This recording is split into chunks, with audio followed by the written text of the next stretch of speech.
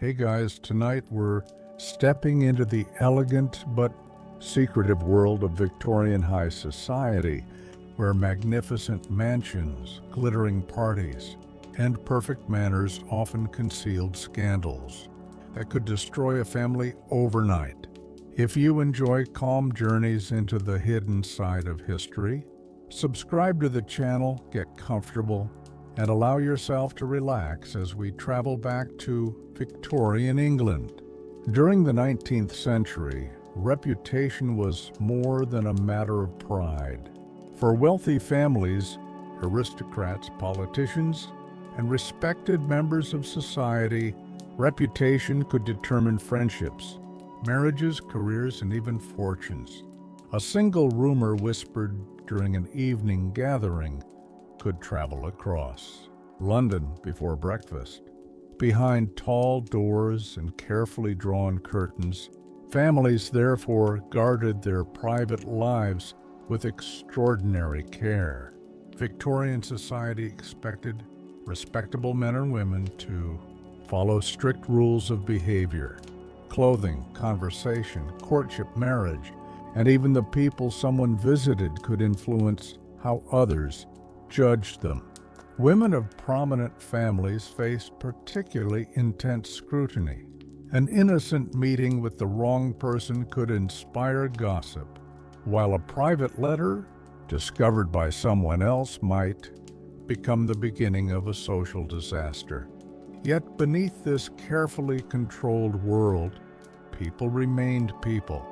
They fell in love with those they were not supposed to love, accumulated debts they could not reveal, argued with relatives, made secret arrangements, and sometimes lived entirely different lives behind closed doors.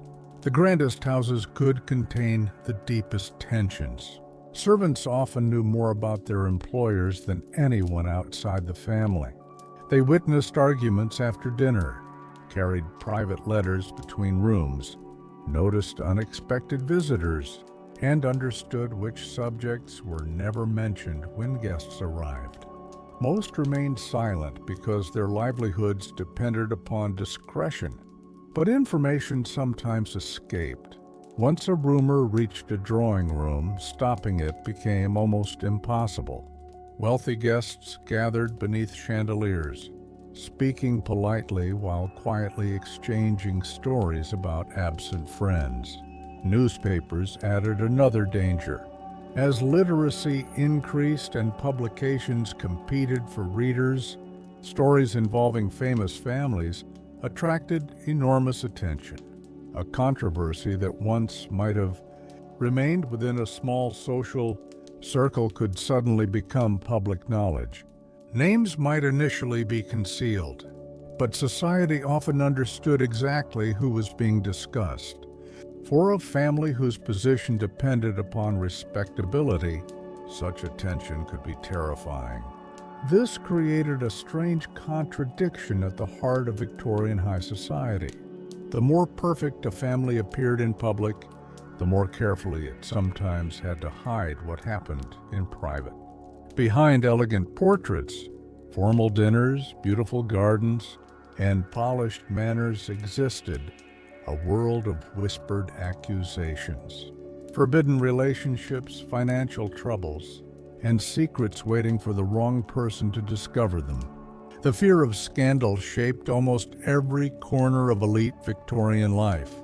Marriage, especially among wealthy families, was rarely considered a purely romantic decision. It could unite estates, protect fortunes, strengthen political connections, or raise a family's social standing. Parents often watched courtships carefully, hoping their children would choose partners considered respectable and financially secure. But private emotions did not always follow these plans. Secret romances could develop during country visits, crowded dances, or quiet afternoons when families believed everything was under control. A hidden relationship might continue through letters delivered by trusted servants or arranged meetings. Away from familiar neighborhoods, The danger was not simply being discovered by relatives. Society itself seemed to be watching. Invitations to important dinners and balls were signs that a person remained accepted within respectable circles. When rumors appeared, those invitations could quietly disappear. Friends might become distant, acquaintances might avoid conversation, and families that once welcomed someone warmly could suddenly find excuses not to receive them. There was rarely a formal announcement that a person had been rejected. Social exclusion could happen slowly, through closed doors and unanswered invitations. Financial scandals created another source of anxiety. Maintaining an aristocratic lifestyle required enormous amounts of money. Large houses needed servants, horses, clothing, entertainment, travel, and constant maintenance. Some families possessed impressive estates, but surprisingly little available cash. Others borrowed heavily to preserve the appearance of wealth. From the outside, their lives still looked magnificent. Guests saw silver dinnerware, elegant rooms, expensive clothing, and carriages waiting outside. They did not see unpaid bills accumulating in private offices. Gambling could make these problems even worse.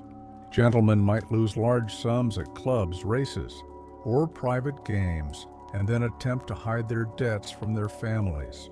Sometimes property had to be sold quietly. In other cases, marriage to a wealthy partner offered a possible escape from financial disaster. This meant that behind seemingly romantic engagements there could be urgent calculations involving inheritance, land, and debt. Political careers were equally vulnerable to whispers.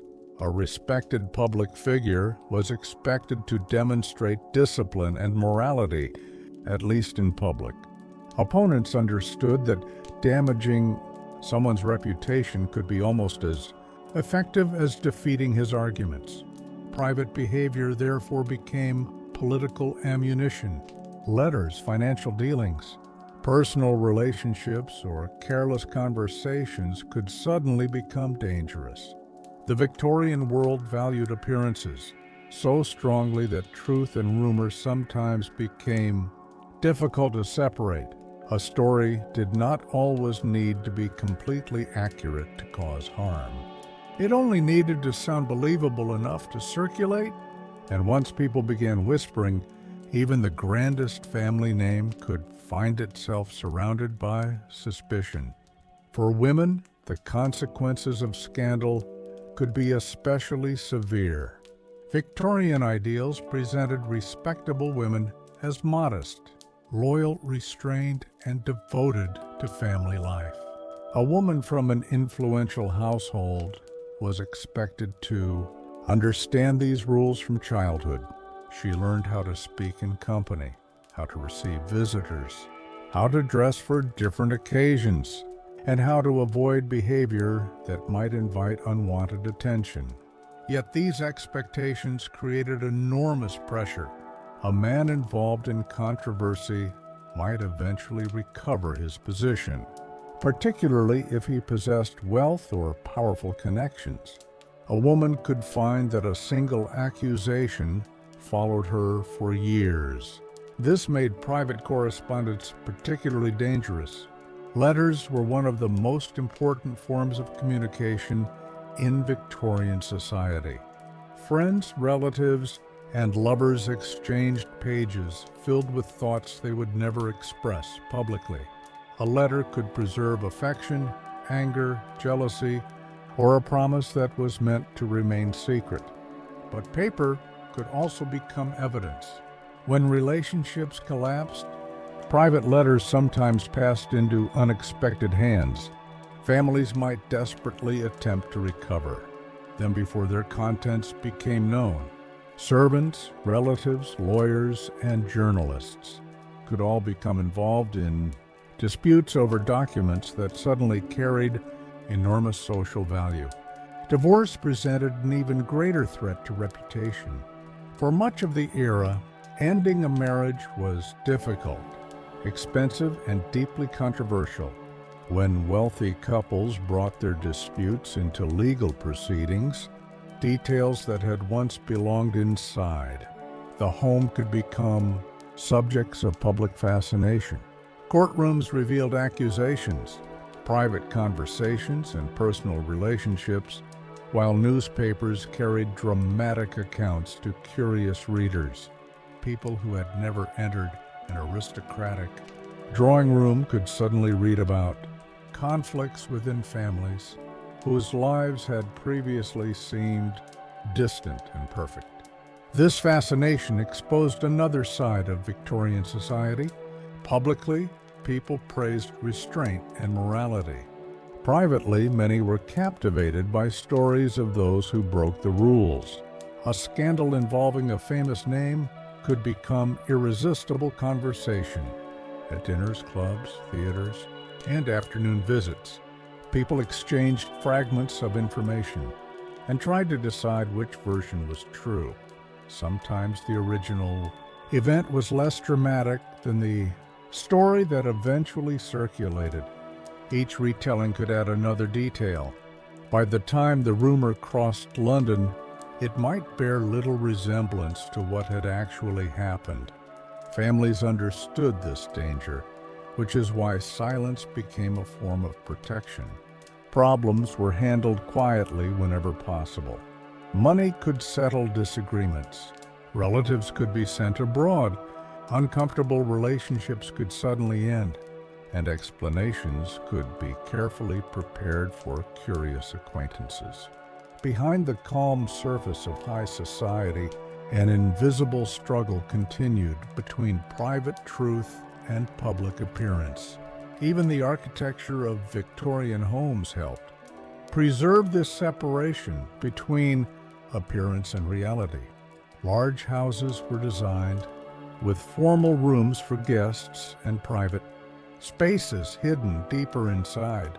Visitors might admire the drawing room, dining room, library, and carefully maintained gardens without ever seeing the areas where family disagreements unfolded. Servants moved through separate corridors and staircases, allowing the household to function almost invisibly. During grand dinners, this illusion of effortless perfection was especially important. Tables glittered beneath candlelight, expensive dishes arrived in carefully planned courses, and conversation followed polite social rules. Yet two people sitting only a few chairs apart might secretly despise one another. A family facing financial collapse could host an extravagant evening simply because admitting difficulty seemed more dangerous than spending money they barely had. The social season intensified this pressure. Wealthy families traveled to London for months, filled with balls, dinners, theater visits, receptions, and other gatherings.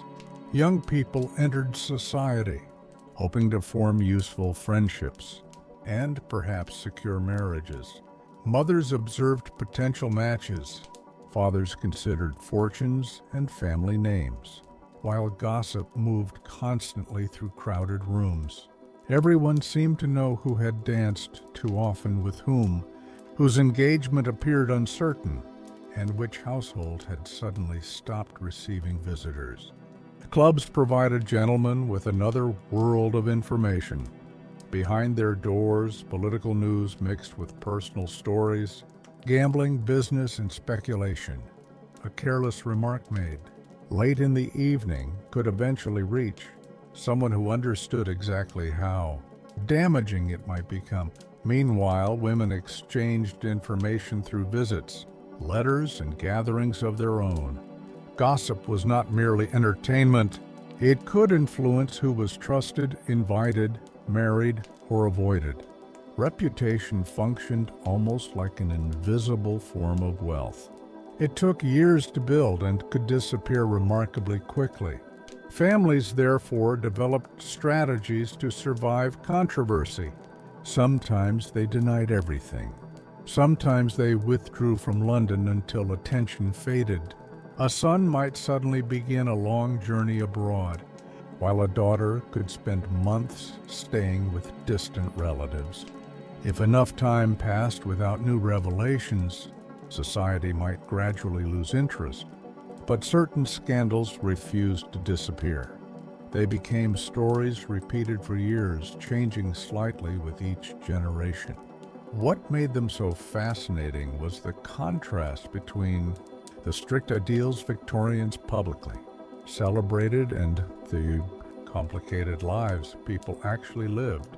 Behind every polished door existed ordinary human emotions: ambition, jealousy, fear, desire, pride, and regret. High society could control manners, clothing, invitations, and conversation, but it could never completely control the people living within it. Among the most dangerous moments for a Victorian, family was the sudden arrival of unwanted public attention. A household could spend decades building a respected name only to find itself discussed across London because of one unexpected revelation. Newspapers understood how fascinated readers were by the private lives of the wealthy. Editors might avoid printing certain accusations directly, but clever descriptions and carefully chosen hints could make identities obvious to anyone familiar with society. This created an atmosphere in which powerful families could never completely relax.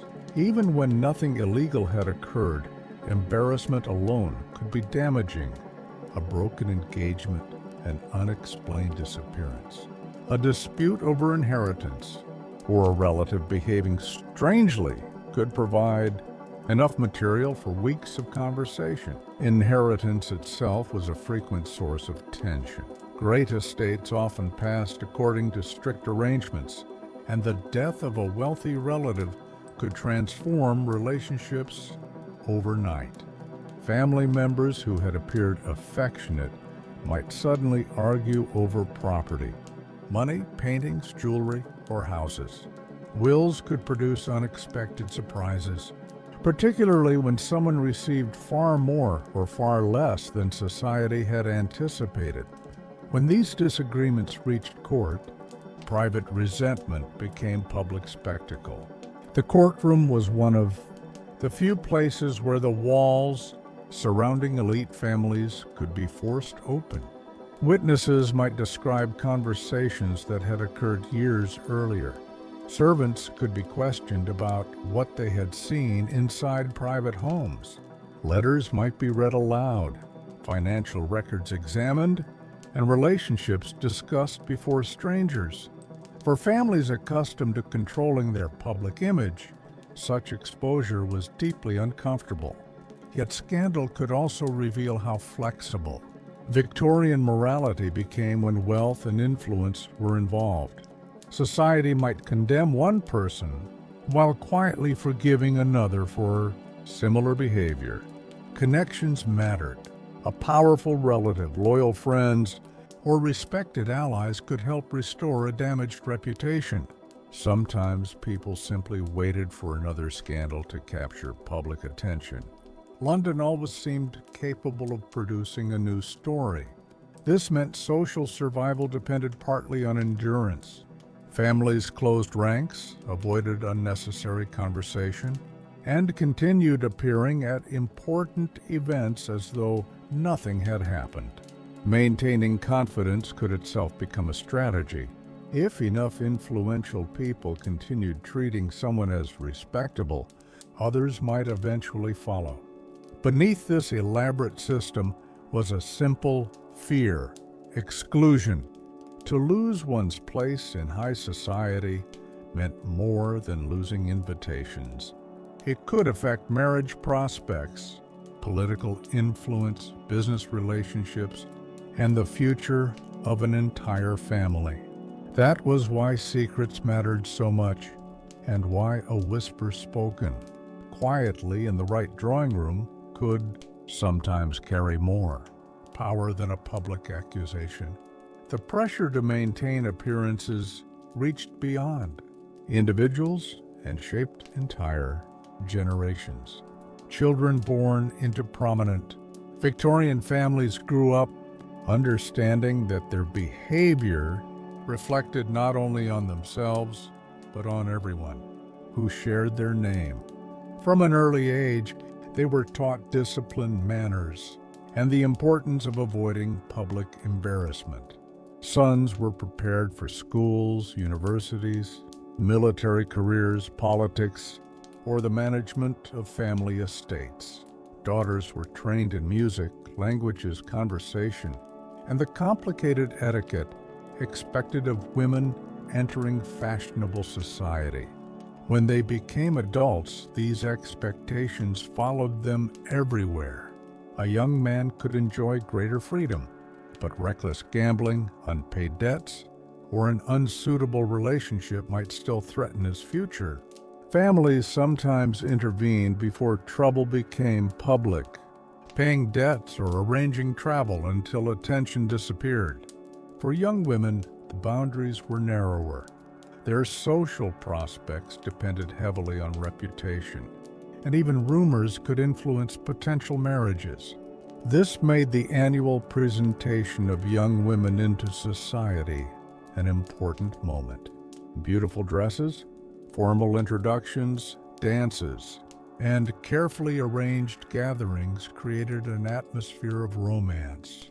But beneath it stood serious questions about wealth, status, inheritance, and family connections. A marriage could strengthen two households for generations. A scandal could destroy those plans within days. Engagements, therefore, attracted intense curiosity. Once announced, they represented more than affection between two people. They were public agreements connecting families. If an engagement suddenly ended, society immediately wanted to know why. Sometimes the explanation was simple incompatibility, but silence encouraged speculation. Had someone discovered a secret? Was there another lover? Had a fortune disappeared? Had one family learned something unacceptable about the other? The absence of information could make gossip even stronger. Victorian society also placed great importance on lineage. Old family names carried prestige, and ancestry could become part of a person's social identity. This meant revelations about parentage or inheritance could be particularly explosive. A question about who truly belonged to a family might affect property as well as honor. Lawyers, relatives, and household records could suddenly become central to conflicts that had remained hidden for years, yet the obsession with respectable ancestry sometimes concealed uncomfortable realities. Families edited their own histories, emphasizing honorable relatives while quietly forgetting troublesome ones. Portraits displayed in grand corridors presented a carefully selected story of continuity and dignity. Visitors saw generations of confident faces looking down from ornate frames. They rarely heard about the relatives who had disappeared abroad, lost fortunes, broken social rules, or become subjects of whispered stories. In this way, Victorian high society did not simply protect secrets. It learned how to build beautiful public histories around them. Fashion itself became another language of reputation. In Victorian high society, clothing revealed wealth, taste, mourning, marital status, and respect for social expectations. Appearing at an important gathering in the wrong style could attract unwanted attention, while extravagant spending could inspire rumors about vanity or financial irresponsibility.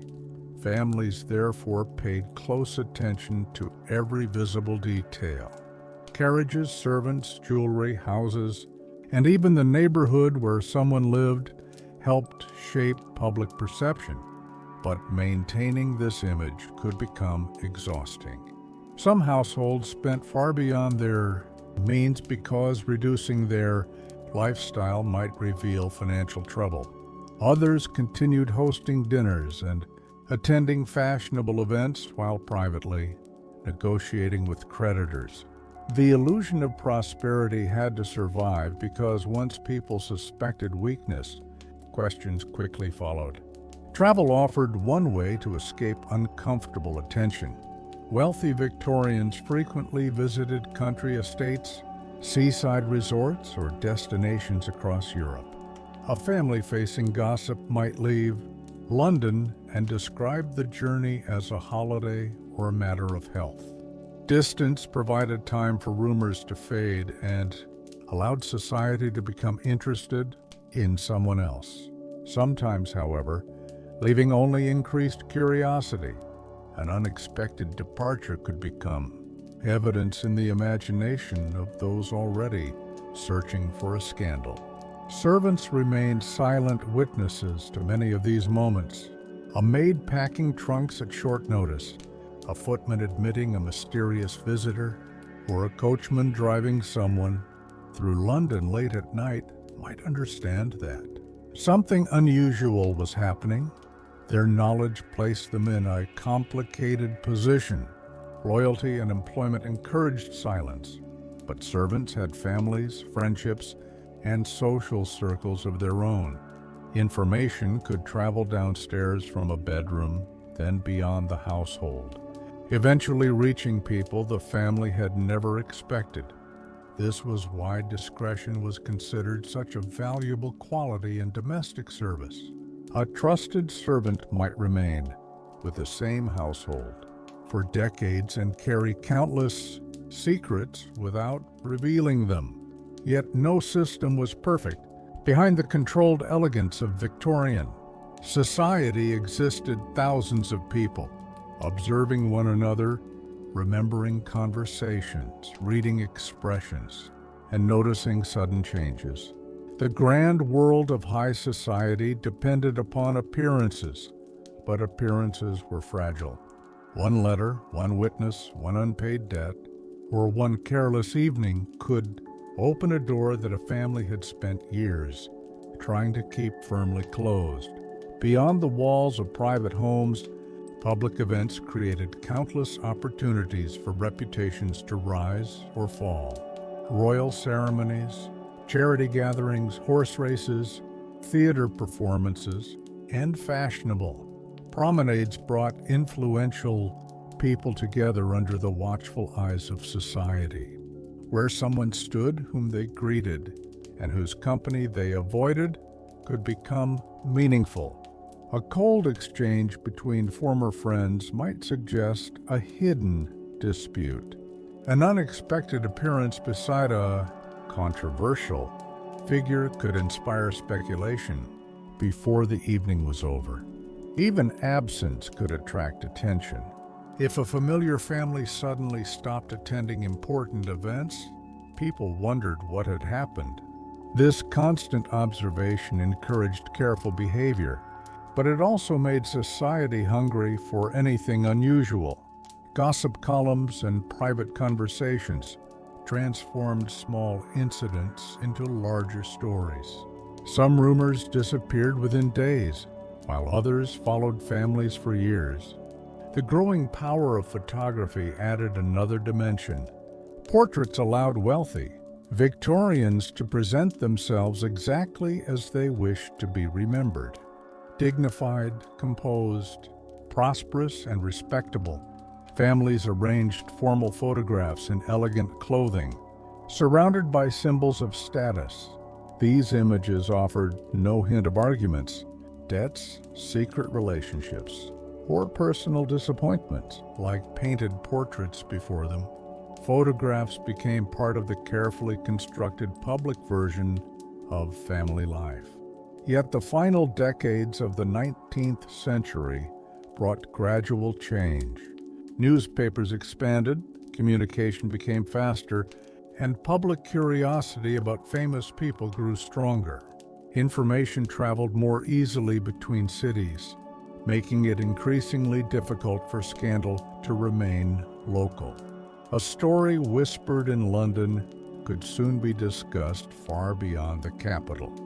For families accustomed to controlling information through private networks, this new world presented an uncomfortable challenge. Their wealth could still buy privacy, but it could no longer guarantee silence. The very society that demanded perfect behavior had created an audience fascinated whenever perfection failed. People wanted respectable families to follow strict rules, yet they were equally eager to hear what happened when those rules were broken. And so Victorian high society continued its elaborate performance, night after night, beneath chandeliers and behind polished doors, always aware that the smallest crack in its perfect appearance might reveal a far more complicated story underneath. By the late Victorian era, scandal had become almost a form of public entertainment. Readers who would never enter an aristocratic mansion could follow the troubles of wealthy families through newspapers and illustrated publications. Court cases were especially fascinating because they transformed private disputes into stories that unfolded before the public. Reporters described testimony, emotional confrontations, mysterious letters, and unexpected witnesses. For those involved, however, the experience could be devastating. A family might arrive at court, hoping to defend its reputation, only to discover that the proceedings exposed even more uncomfortable details. Lawyers examined relationships, financial records, conversations, and events that had occurred years earlier. Servants who had once remained invisible could suddenly become important witnesses.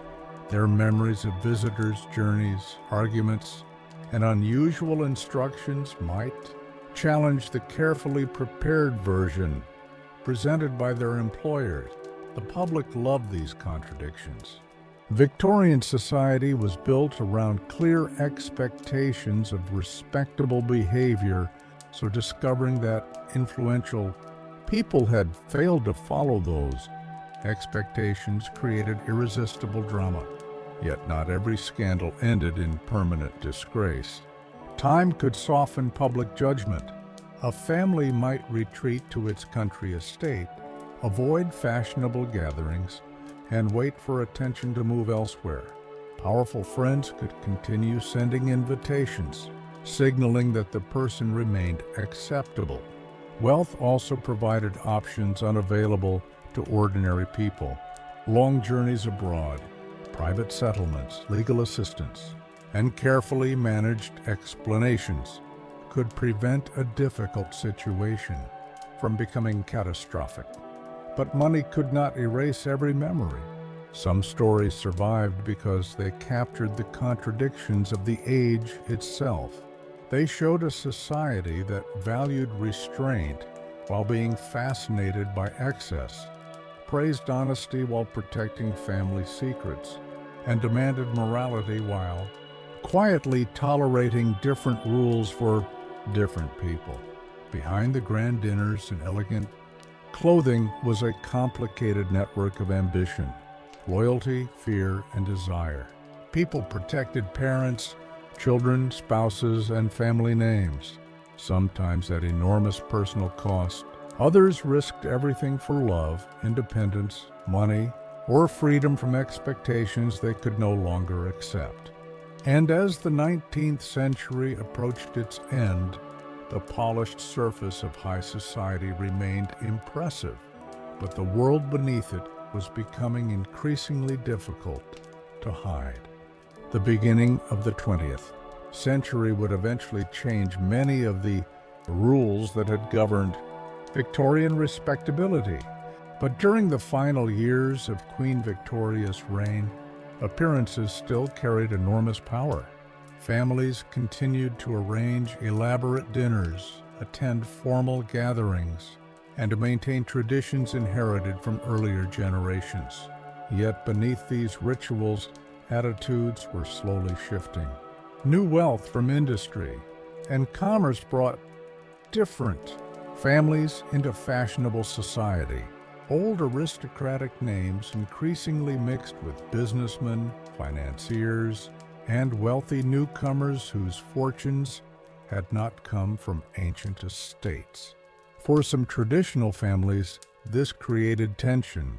A respected title might carry centuries of prestige while the estate behind it struggled with expenses. Meanwhile, a successful industrial family could possess enormous wealth but lack the ancestry that older society admired.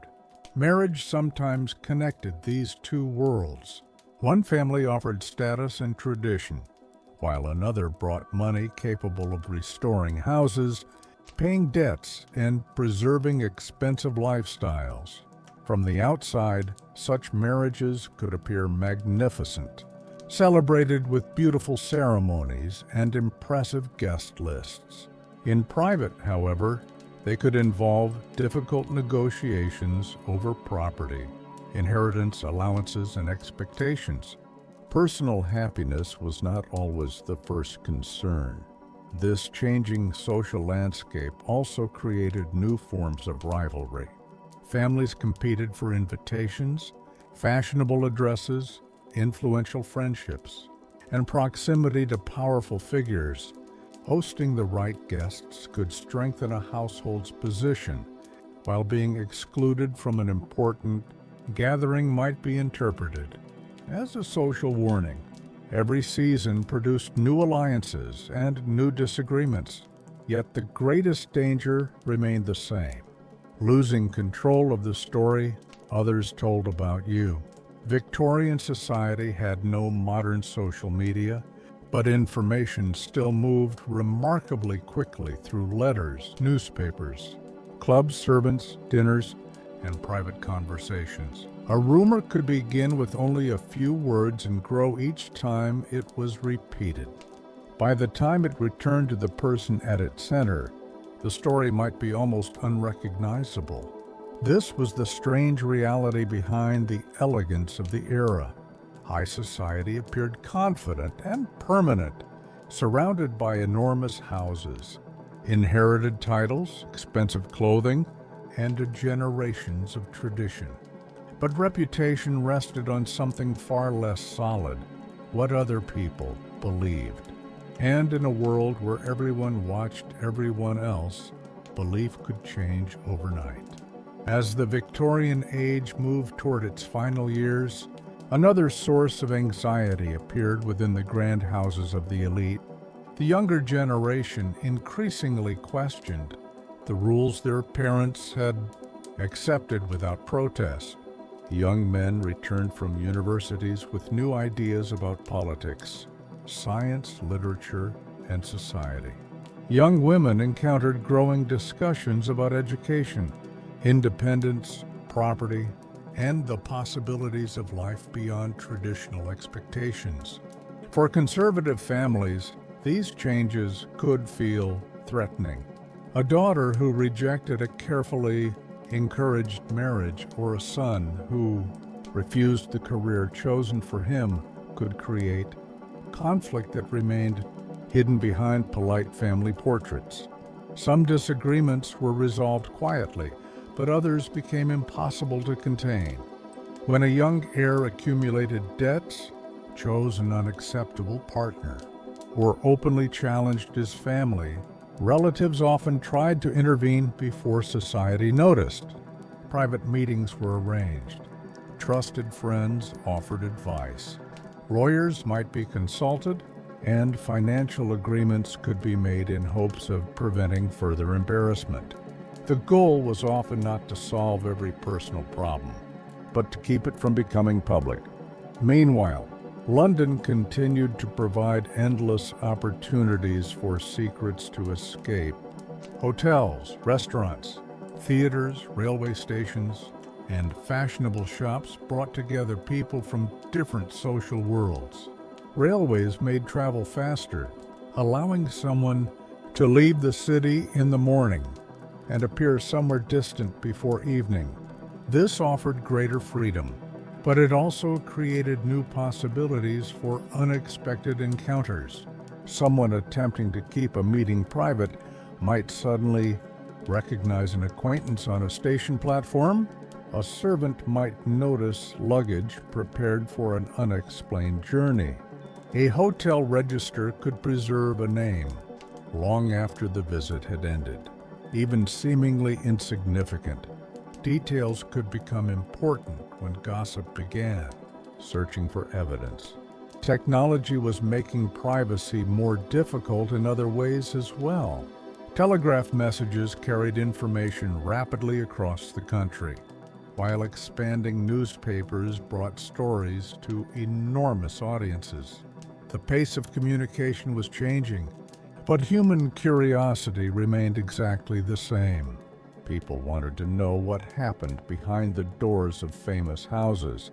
They wanted to understand why engagements ended, why families traveled unexpectedly, why fortunes disappeared, and why familiar faces suddenly vanished from important gatherings. Every unanswered question created space for another rumor. And so the Victorian elite lived within a curious contradiction.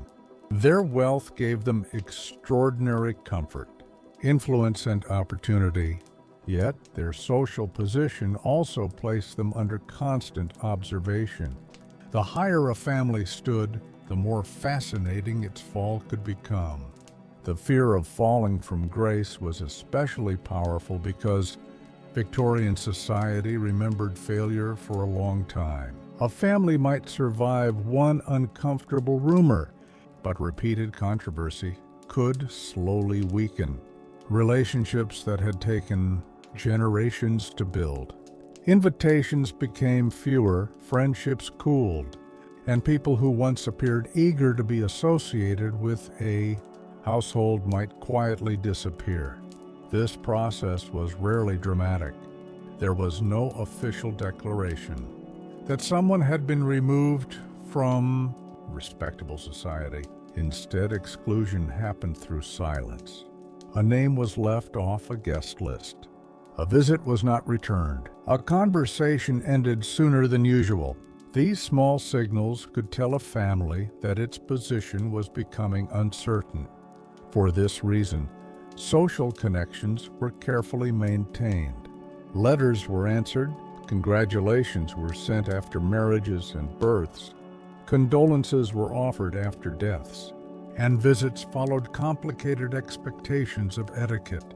These rituals may appear simple today, but they formed a network through which Victorian high society recognized who belonged. Breaking those customs could be interpreted as disrespect, while performing them correctly helped preserve relationships. During difficult periods, families also understood the importance of controlling servants during moments of crisis. If an argument, financial problem, or secret relationship threatened to become known, household staff might receive strict instructions. Certain visitors could be denied entry. Letters might be delivered directly to one person, and conversations could suddenly stop whenever servants entered a room. But complete secrecy was difficult in a large household. Cooks spoke with suppliers, coachmen met other coachmen, maids had friends in neighboring houses, and footmen accompanied families to social events. The servant world formed its own network beneath elite society, carrying information from mansion to mansion. Sometimes a detail that seemed insignificant downstairs became explosive upstairs. A visitor arriving repeatedly after dark, luggage packed without explanation, or a family member sleeping in a separate part of the house could all inspire questions. The wealthy could command silence, but they could not prevent people from noticing. This made Victorian scandal less about a single dramatic moment and more about the slow accumulation of clues. A strange absence, a whispered conversation, an unpaid account, and an unexpected journey might mean nothing separately. Together they could create a story that society was eager to believe. One of the most revealing features of Victorian scandal was the way society treated public respectability as a performance that everyone understood, but rarely admitted was taking place. People knew that marriages could be unhappy, fortunes could be unstable, and respectable gentlemen could behave very differently in private. Yet, as long as these problems remained hidden, the social order could continue without interruption. Trouble began when private behavior became impossible to ignore. A family might tolerate years of tension inside its own home while desperately avoiding anything that could force the matter into public view. This was why letters, diaries, and personal documents could become so dangerous. They contained thoughts written without the careful restraint required in a drawing room. A person who appeared calm at dinner might reveal anger, affection, jealousy, or fear on paper. If such documents were discovered during a family dispute, they could transform suspicion into something far more serious. Sometimes relatives destroyed letters to protect the dead. Others preserved them in locked boxes, uncertain whether future generations should ever know what they contained. Money could create equally complicated secrets. Behind an impressive estate might be mortgages, loans, and obligations known only to a few trusted people. Land did not always produce enough income to support the expensive lifestyle expected of an aristocratic household. Roofs needed repairs, servants required wages, horses had to be maintained, and formal entertaining consumed large sums.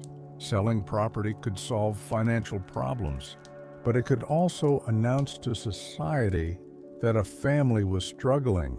Some therefore borrowed again, hoping future income or a favorable marriage would restore stability. The pressure could continue for years beneath an appearance of effortless wealth.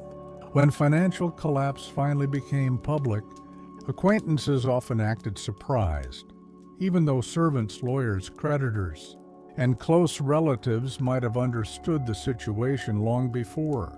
This difference between what was known privately and acknowledged publicly defined much of Victorian high society. Everyone possessed fragments of information, but few wanted to be the first to speak openly. Silence protected not only the family involved, but the wider system of respectability in which everyone participated, yet silence could never last forever. A lawsuit, death, broken engagement, angry relative, or determined journalist might suddenly reveal what years of careful manners had concealed.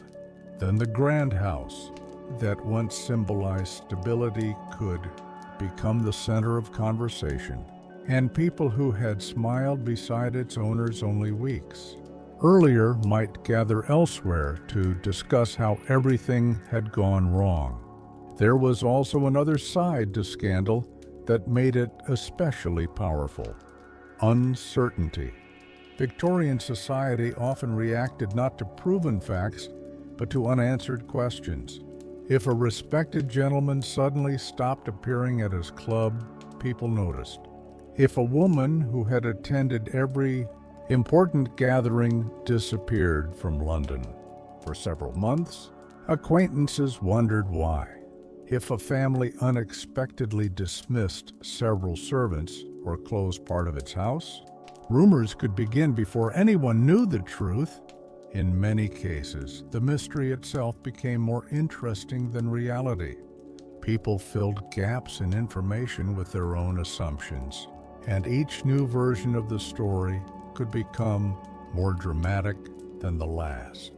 Families facing such attention had difficult choices.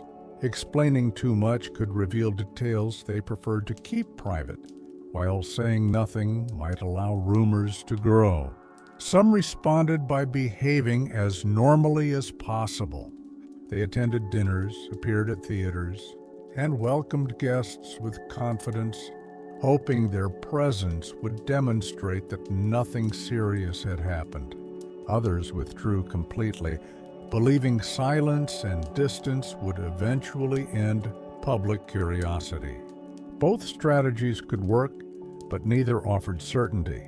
Society could be surprisingly forgiving when influential friends remained loyal. A person surrounded by respected supporters might survive accusations that would have destroyed someone. With fewer connections, this revealed an uncomfortable truth about Victorian morality. The rules were strict, but their consequences were not always equal. Wealth, family name, gender, and social influence could shape how harshly someone was judged. A powerful man might be described as reckless, where another person would be called disgraceful. A wealthy family could arrange private solutions that poorer households could never afford. Yet even privilege had limits.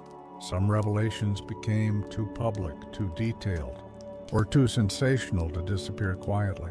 Once newspapers, courts, and public conversation focused on a story, controlling it became almost impossible.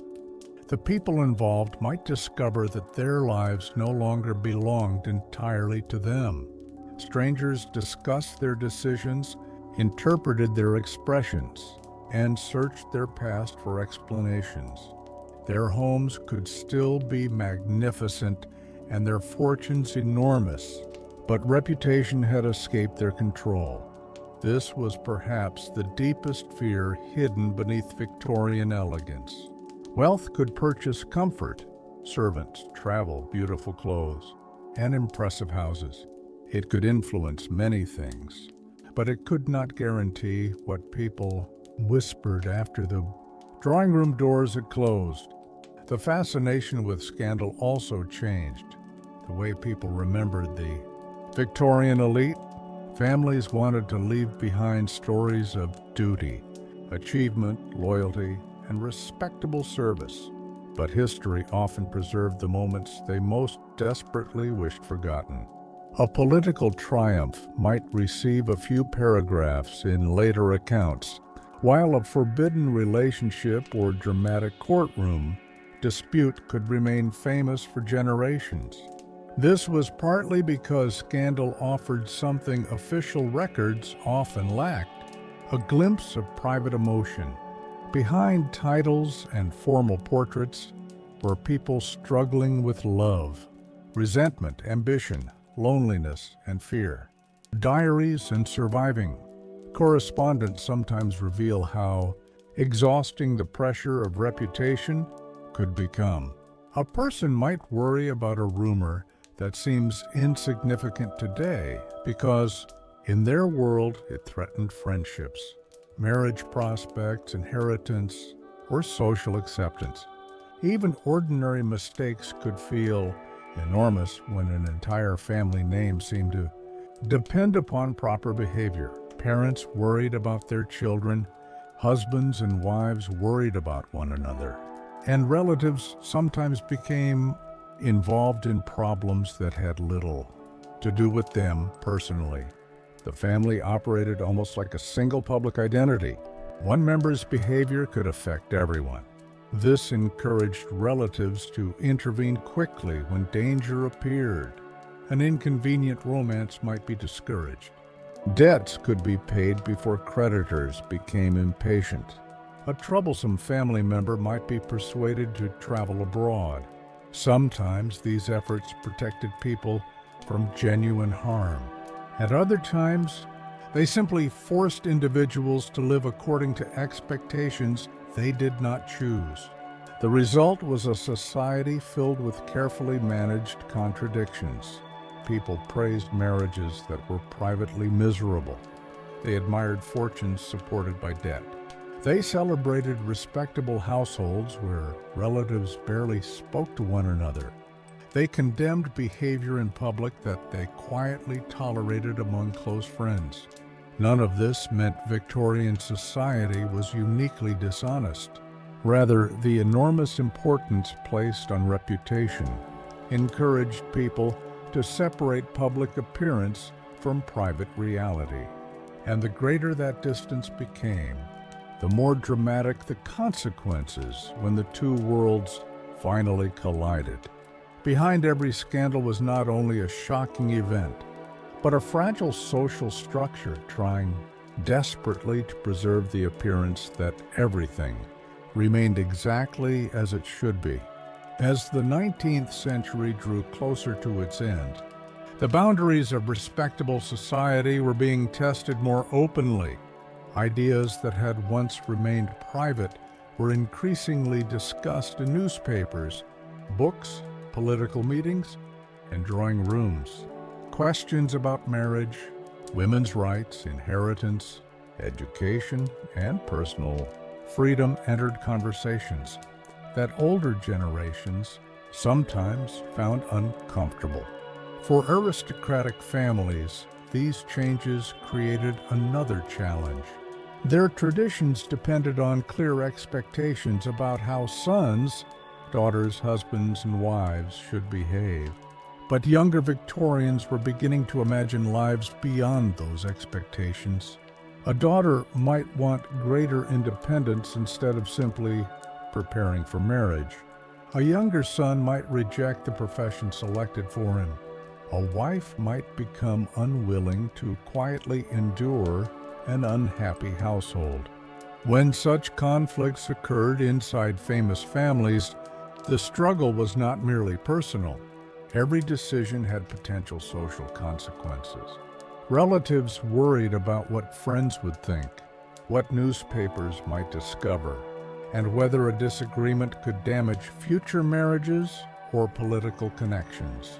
This fear encouraged families to solve problems behind closed doors. Private negotiations could continue for months, while public life remained unchanged.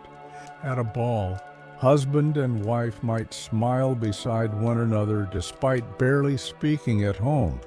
Parents might proudly introduce a son while privately worrying about his debts. A young woman could appear perfectly calm during afternoon visits while resisting intense pressure over whom she should marry. The performance continued because society rewarded those who maintained it.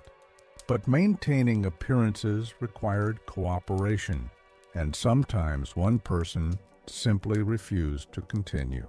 That moment could transform a private disagreement into a public scandal. A sudden departure, a broken engagement, or an unexpected legal action might reveal that the elegant picture presented for years had never told the complete story. People who had admired the family began searching backward for signs they believed they had missed. Old conversations gained new meanings. Previous absences seemed suspicious. Rumors that had once been dismissed returned with greater force. This was how scandal could rewrite the past as well as damage the present. Once the public believed a secret had existed, every earlier detail could become part of its story. And for Victorian families who had spent generations carefully constructing their reputation, few things were more unsettling than watching strangers reinterpret the life they thought they had successfully hidden. For those who became the center of a scandal, leaving London did not always mean escaping its consequences. News followed them through letters, newspapers, and acquaintances traveling between country estates and fashionable resorts. Even abroad, familiar faces could appear in hotels, railway stations, or social gatherings. The world of the wealthy was surprisingly connected, and distance could only provide temporary protection. Some families therefore relied on trusted relatives to defend their reputation while they were away. Friends might quietly challenge rumors, offer alternative explanations, or continue mentioning the absent family with warmth and respect. Such gestures mattered because reputation was built collectively. If influential people behaved as though nothing had changed, others might hesitate before rejecting someone completely. But if respected friends withdrew their support, the fall could accelerate quickly. This made loyalty extremely valuable during periods of controversy. It also revealed which friendships were genuine and which existed only because of status. People who had crowded around a successful family during happier years might vanish when association became inconvenient. At the same time, unexpected allies could remain loyal despite criticism. These private acts of support rarely appeared in newspapers, yet they often determined whether a person could eventually return to society. Time remained one of the strongest defenses. London constantly produced new engagements, political disputes, financial failures, court cases, and romantic rumors. Yesterday's sensation could be replaced by tomorrow's mystery. After months or years, a family might slowly return to familiar gatherings. The first invitations were important. Appearing at a respected household signaled that someone had not been permanently excluded. More invitations could follow, and eventually, the old scandal might become something people remembered, but no longer discussed openly. Yet returning did not mean forgetting.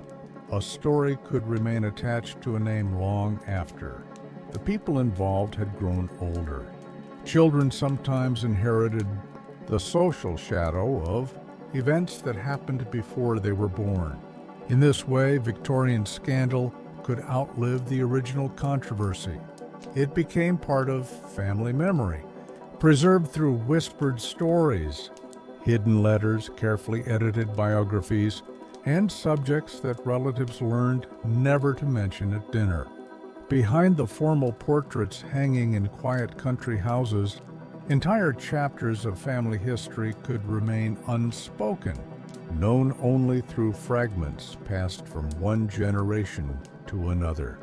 What made these hidden histories especially fascinating was that the grandest houses often contained several different versions of the same truth.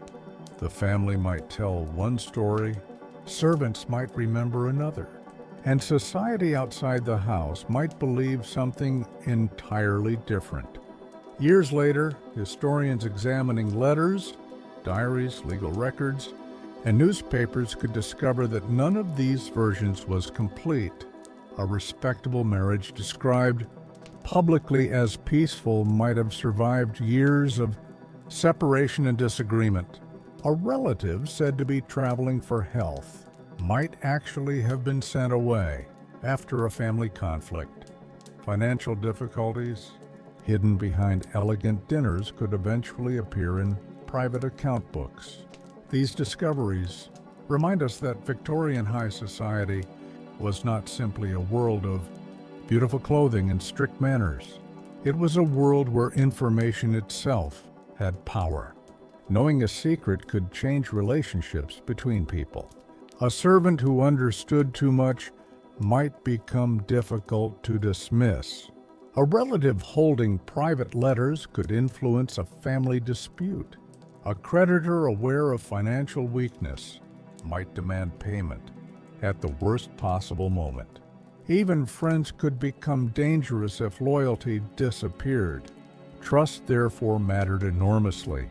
Wealthy households depended on private secretaries, lawyers, doctors, servants, and relatives who were expected to remain discreet. The more complicated a family's private life became, the more people were required to protect its public image. But every additional person who knew the truth created another possibility that it might escape. Sometimes secrets emerged accidentally rather than through betrayal. A letter could be delivered to the wrong person. A conversation might be overheard through an open door. Someone expected to remain silent could mention one small detail without realizing its importance. From there, curiosity did the rest. Victorian gossip rarely required the entire truth at once. A fragment was enough to begin the process. People connected separate details, added assumptions, and created explanations that traveled faster than facts. By the time a family understood what was happening, the story might already belong to society rather than to them. That was the strange danger of reputation in the Victorian world. It was built carefully over decades, protected by wealth and tradition, yet ultimately existed in the minds of other people. And once those minds began to doubt the image they had been shown, even generations of respectability could suddenly feel uncertain. The people who suffered most from these scandals were not always the famous figures, whose names appeared in newspapers. Around every controversy stood children, siblings, elderly parents, servants, and friends, who had little control over what had happened but still felt its consequences. A daughter preparing to enter society might discover that invitations had become scarce because of something her father had done. A young man seeking a respectable marriage could find that. Another family quietly reconsidered the match after hearing rumors about his relatives. Even servants sometimes worried that working in a disgraced household might affect their chances of finding another position. In this way, scandal spread outward like a shadow, touching people who had never participated in the original event.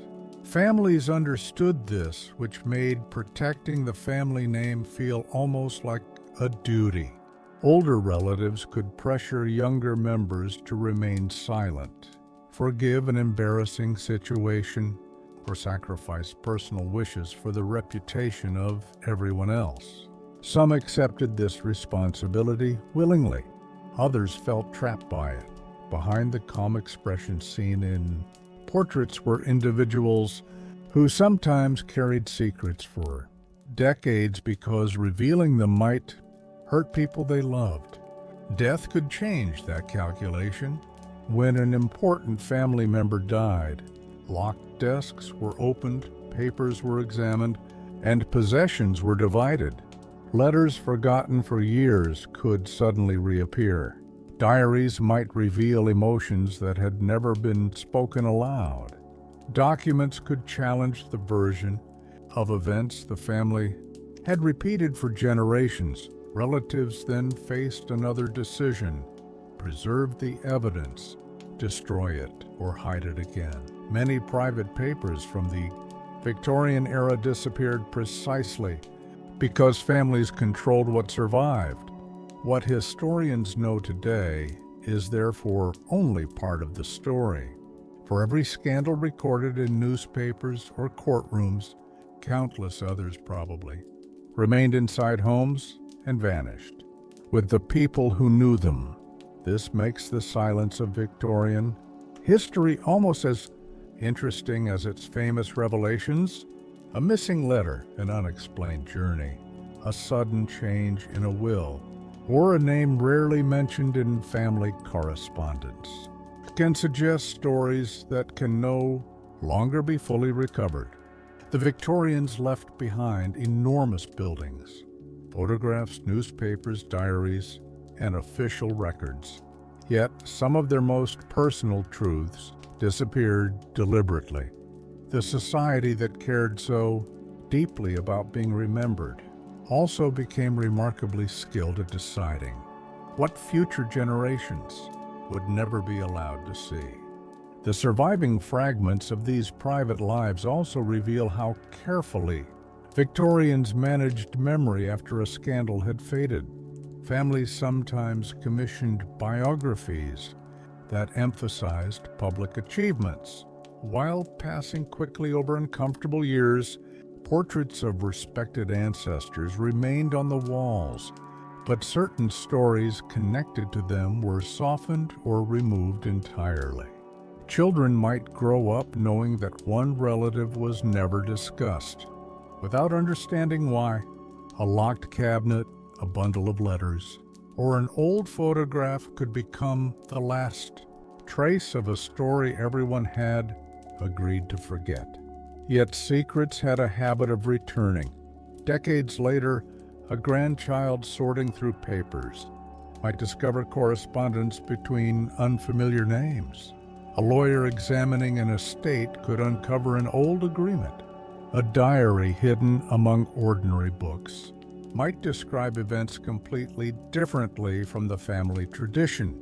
Suddenly, the polished history passed down through generations could begin to crack. This is one reason Victorian scandals remain so compelling today. They allow us to look beyond the formal photographs and carefully written announcements into the uncertain lives behind them. The people involved did not know which letters would survive or which private decisions would someday become historical evidence. They were simply trying to navigate a society in which reputation could influence nearly everything. Some protected their names through silence. Others challenged expectations and accepted the consequences. Many lived somewhere between those extremes, following public rules while privately searching for happiness, security, or independence. And although high society tried to divide respectable behavior from scandalous behavior with clear boundaries, real life rarely fitted those categories so neatly. A decision condemned in one household might be quietly tolerated in another. A rumor considered devastating one year could seem almost forgotten a decade later.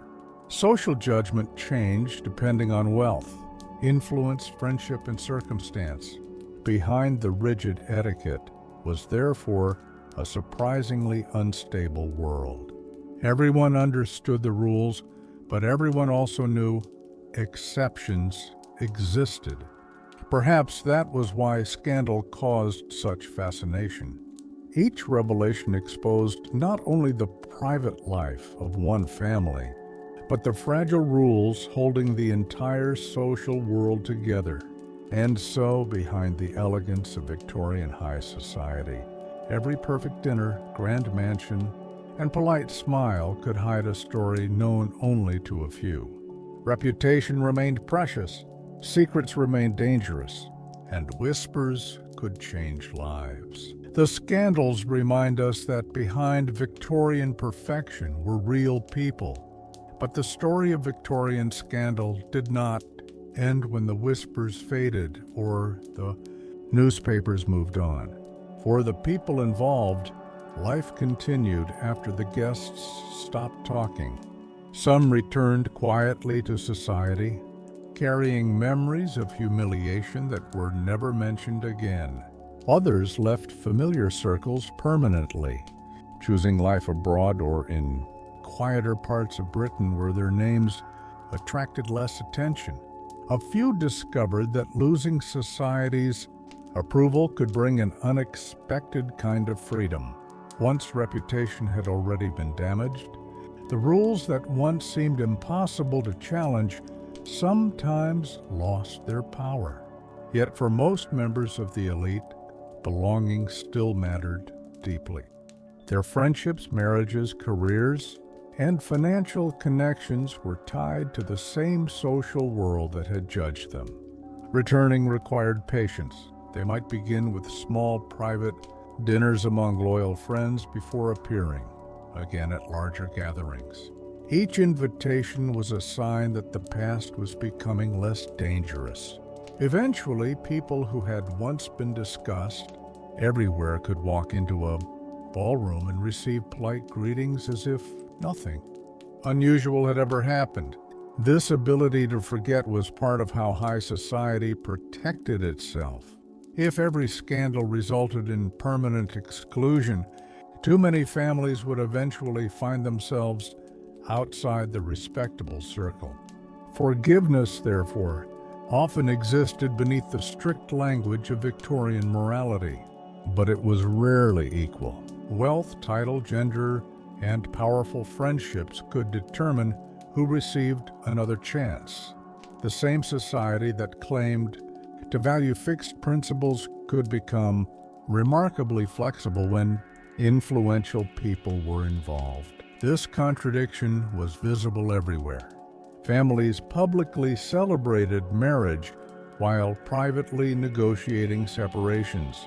They praised financial responsibility while maintaining estates through loans. They valued honesty while carefully controlling what others were allowed to know. They demanded restraint, while filling drawing rooms with gossip about those who had failed to show it. Victorian high society survived because people learned to live with these contradictions. The rules created order, but silence created room for real life to continue underneath them. That silence protected countless secrets we will probably never discover. We know the scandals that reached newspapers, courts, memoirs, and surviving letters, but many others disappeared completely. Perhaps a servant carried a secret to the grave. Perhaps a bundle of letters was burned beside a fireplace. Perhaps an uncomfortable story was transformed into a harmless family explanation, repeated so often that the truth was eventually forgotten. Somewhere behind the portraits and magnificent houses, those lost stories once belonged to real people who worried about tomorrow exactly as people do today. And that may be the most revealing part of Victorian high society. Beneath all its ceremony and elegance, it was never as perfect as it wanted the world to believe. As the Victorian era approached its conclusion, the world surrounding these families was changing faster than many could have imagined. New industries created fortunes outside the traditional aristocracy.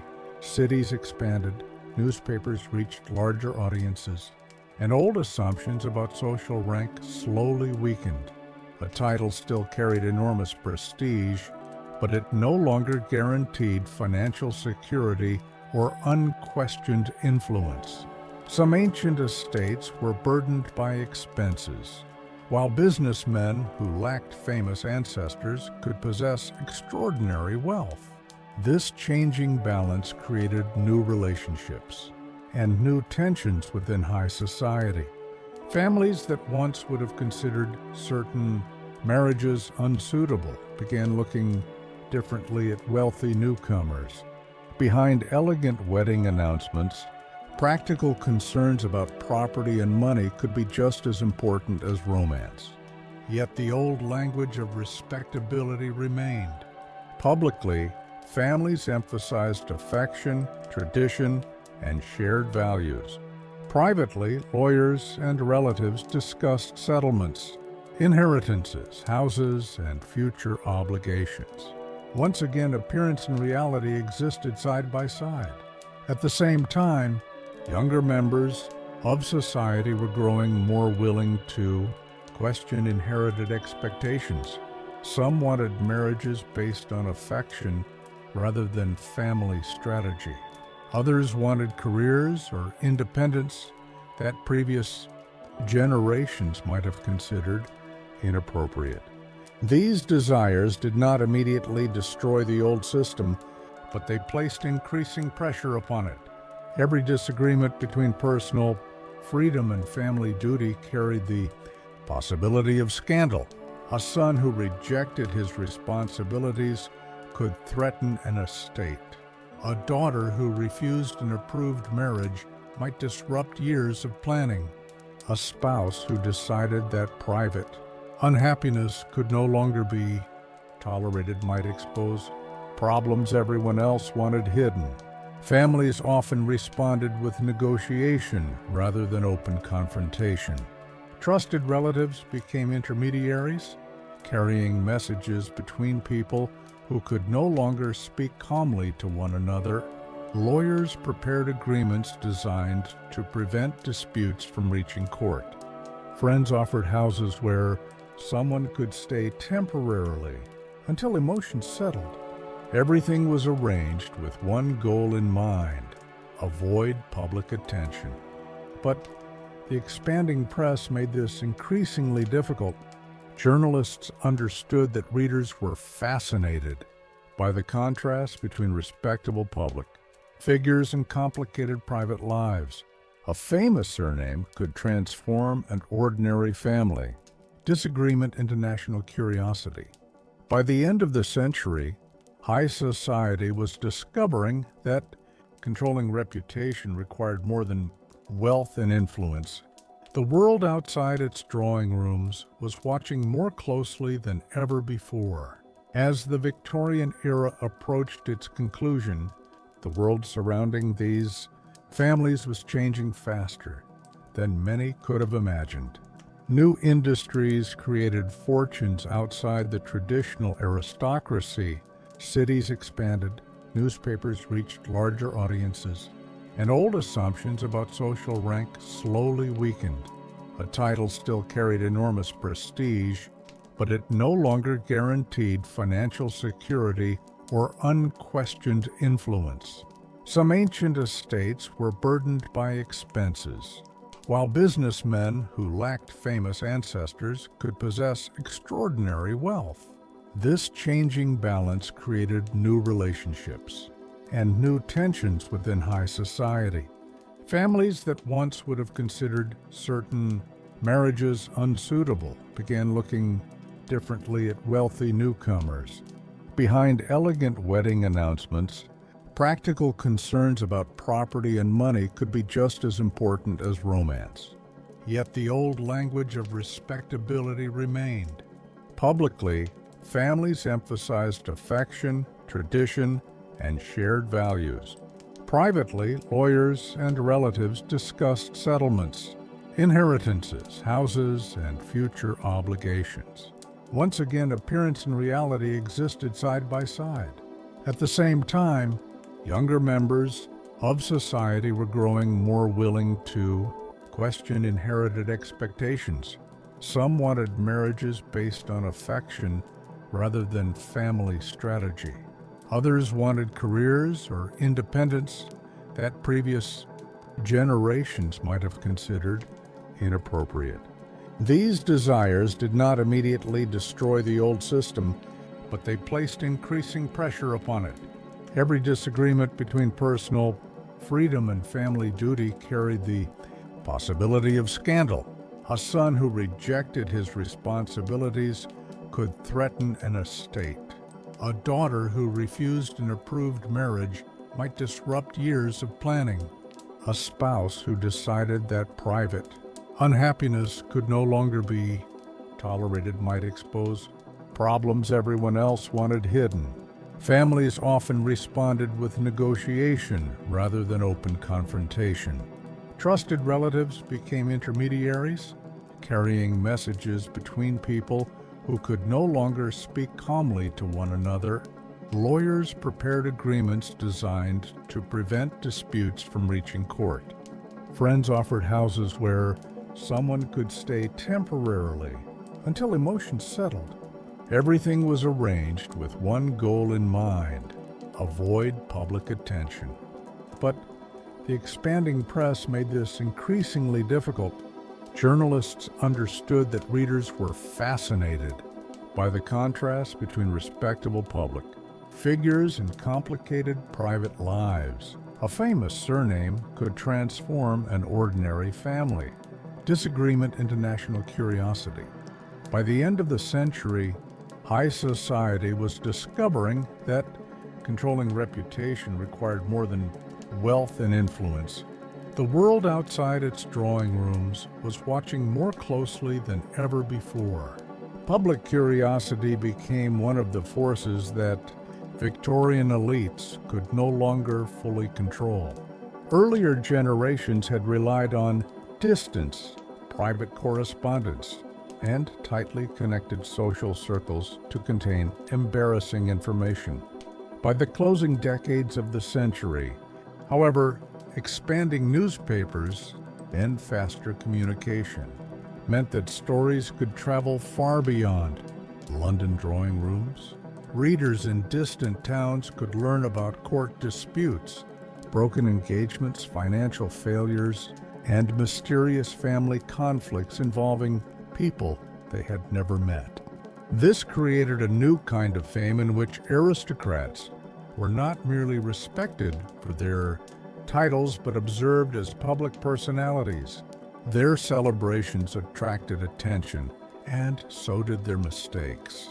A magnificent wedding could fill newspaper columns with descriptions of dresses, guests, and gifts, while the collapse of that marriage might later attract even greater interest.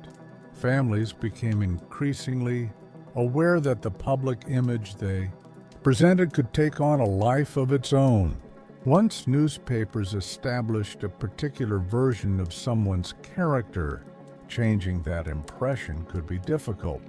A gentleman described repeatedly as reckless might find every future mistake interpreted as proof of the same weakness. A woman surrounded by rumors could discover that innocent actions were viewed suspiciously simply because society expected another scandal. Reputation, therefore, became connected not only to what someone had done, but to what people expected them to do next. Some individuals learned to manage this attention carefully. They supported charities, appeared at respected public events, and maintained visible friendships with admired figures. Good works could help rebuild a damaged name, particularly when enough time had passed since the original controversy. Others avoided publicity entirely, hoping that absence would eventually make them uninteresting. But even disappearance could create its own stories. Society wanted explanations, and when none were provided, imagination supplied them. This constant cycle of observation and speculation made elite life strangely vulnerable. A person could possess land, servants, influence, and generations of family prestige, yet still fear a paragraph printed in the morning newspaper. Behind breakfast tables in great houses, newspapers were opened with curiosity and sometimes anxiety. A few lines of print could confirm that a private problem had crossed the boundary into public knowledge. At that moment, the challenge was no longer simply keeping a secret. It was deciding how to live once the secret was no longer theirs to control. Once a scandal became public, families often faced another difficult question: who should speak and who should remain silent? A public denial might stop a rumor if the accusation was weak, but it could also give the story greater importance. Refusing to comment could appear dignified, yet silence sometimes encouraged people to believe the worst. There was no perfect response.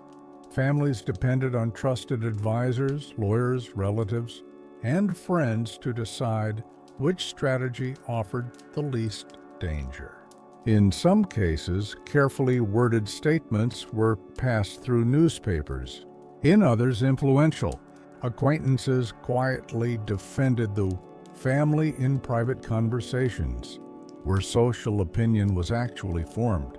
What mattered was not always proving every detail false. Often the goal was simply to create enough uncertainty that respectable society could continue treating the family normally. Public appearances became especially important during these moments. If someone at the center of controversy attended a major reception confidently, observers studied every detail. Did important people greet them warmly? Did they remain surrounded by friends? Did the host appear comfortable with their presence? These small interactions could signal whether society was prepared to forgive or whether exclusion had begun. A single evening could therefore feel like a test of survival. Clothing had to be perfect, manners controlled, and emotions hidden. Even visible nervousness might inspire another round of speculation. Behind that performance, however, the experience could be deeply personal. People who had spent their lives surrounded by acquaintances suddenly learned how quickly social warmth could disappear. Some discovered unexpected loyalty from friends who refused to abandon them. Others watched relationships built over decades vanish within weeks. Scandal revealed the practical nature of many elite connections. Friendship, politics, marriage, business, and status were often intertwined, and supporting a controversial person could carry consequences. Yet society also had a short memory when circumstances allowed it. New events arrived, new families became interesting, and fresh controversies replaced old ones. Eventually, yesterday's scandal might become nothing more than a story, mentioned quietly after dinner, but for the person who had lived through it, the experience could permanently change how they viewed the elegant world around them. Once someone had seen how quickly admiration could become suspicion, the polished smiles of high society might never look quite the same again. For many Victorians, surviving a scandal meant learning to live with two versions of the past. There was the private version remembered by those who had witnessed the arguments, tears, negotiations, and desperate attempts to keep everything hidden. Then there was the public version, cleaned of uncomfortable details and repeated until it became accepted history.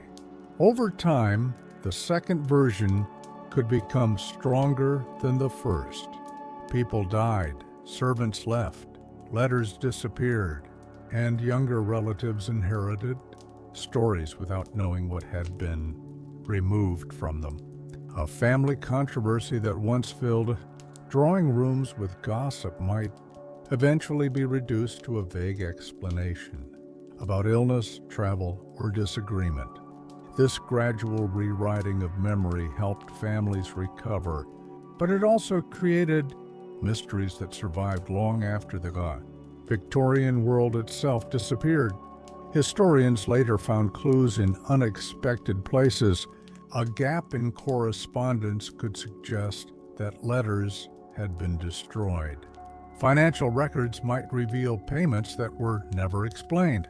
Diaries could mention a name repeatedly before suddenly becoming silent.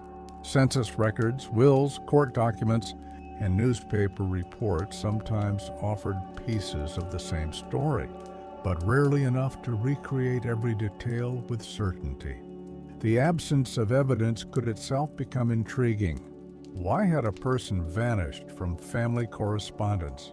Why had an inheritance changed unexpectedly? Why had someone left England at exactly the moment rumors began circulating? Sometimes there was an innocent explanation. Sometimes there was not. This uncertainty is part of what makes Victorian scandals so compelling. We can see the public world clearly through photographs, architecture, fashion, and newspapers, yet the private world often appears only in fragments.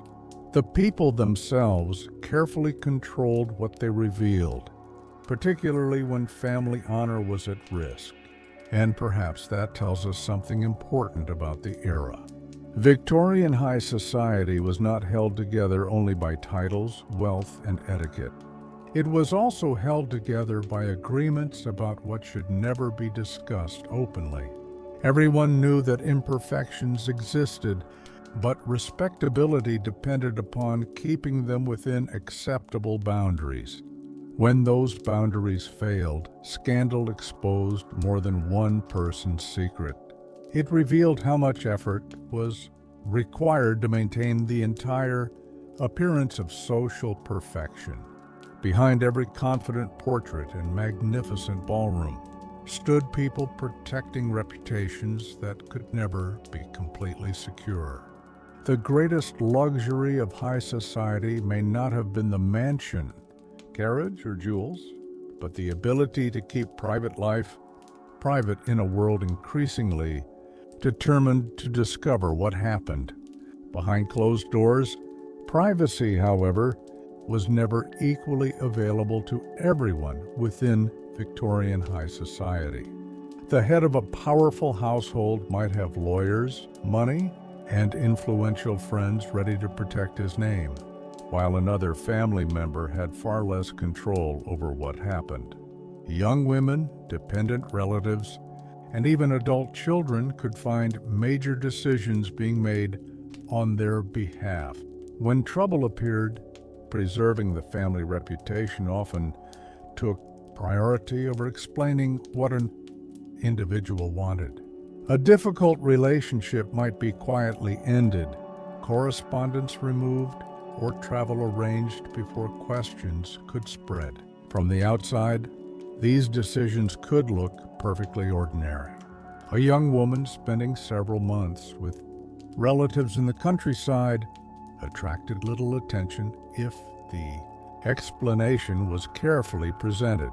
A gentleman suddenly traveling through Europe might simply be described as seeking adventure or improving his health. Victorian life offered many respectable explanations for absence, and families understood how useful they could be. Health was particularly convenient because long periods away from London were common among wealthy people.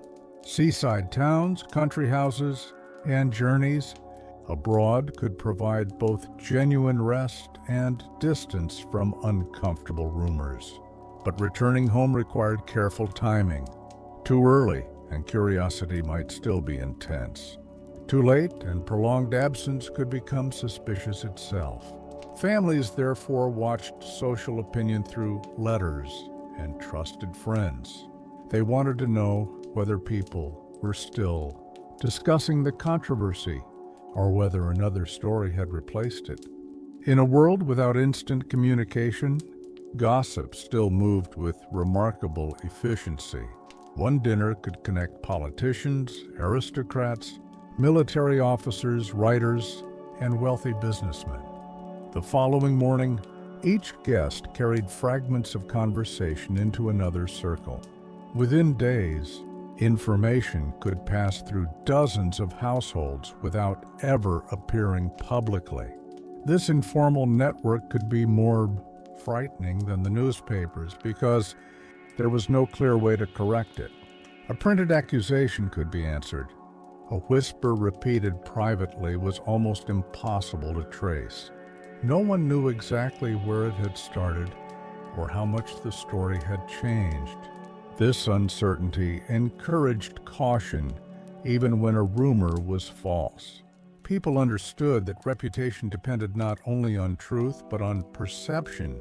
A family could be completely innocent and still suffer if enough influential people believed otherwise.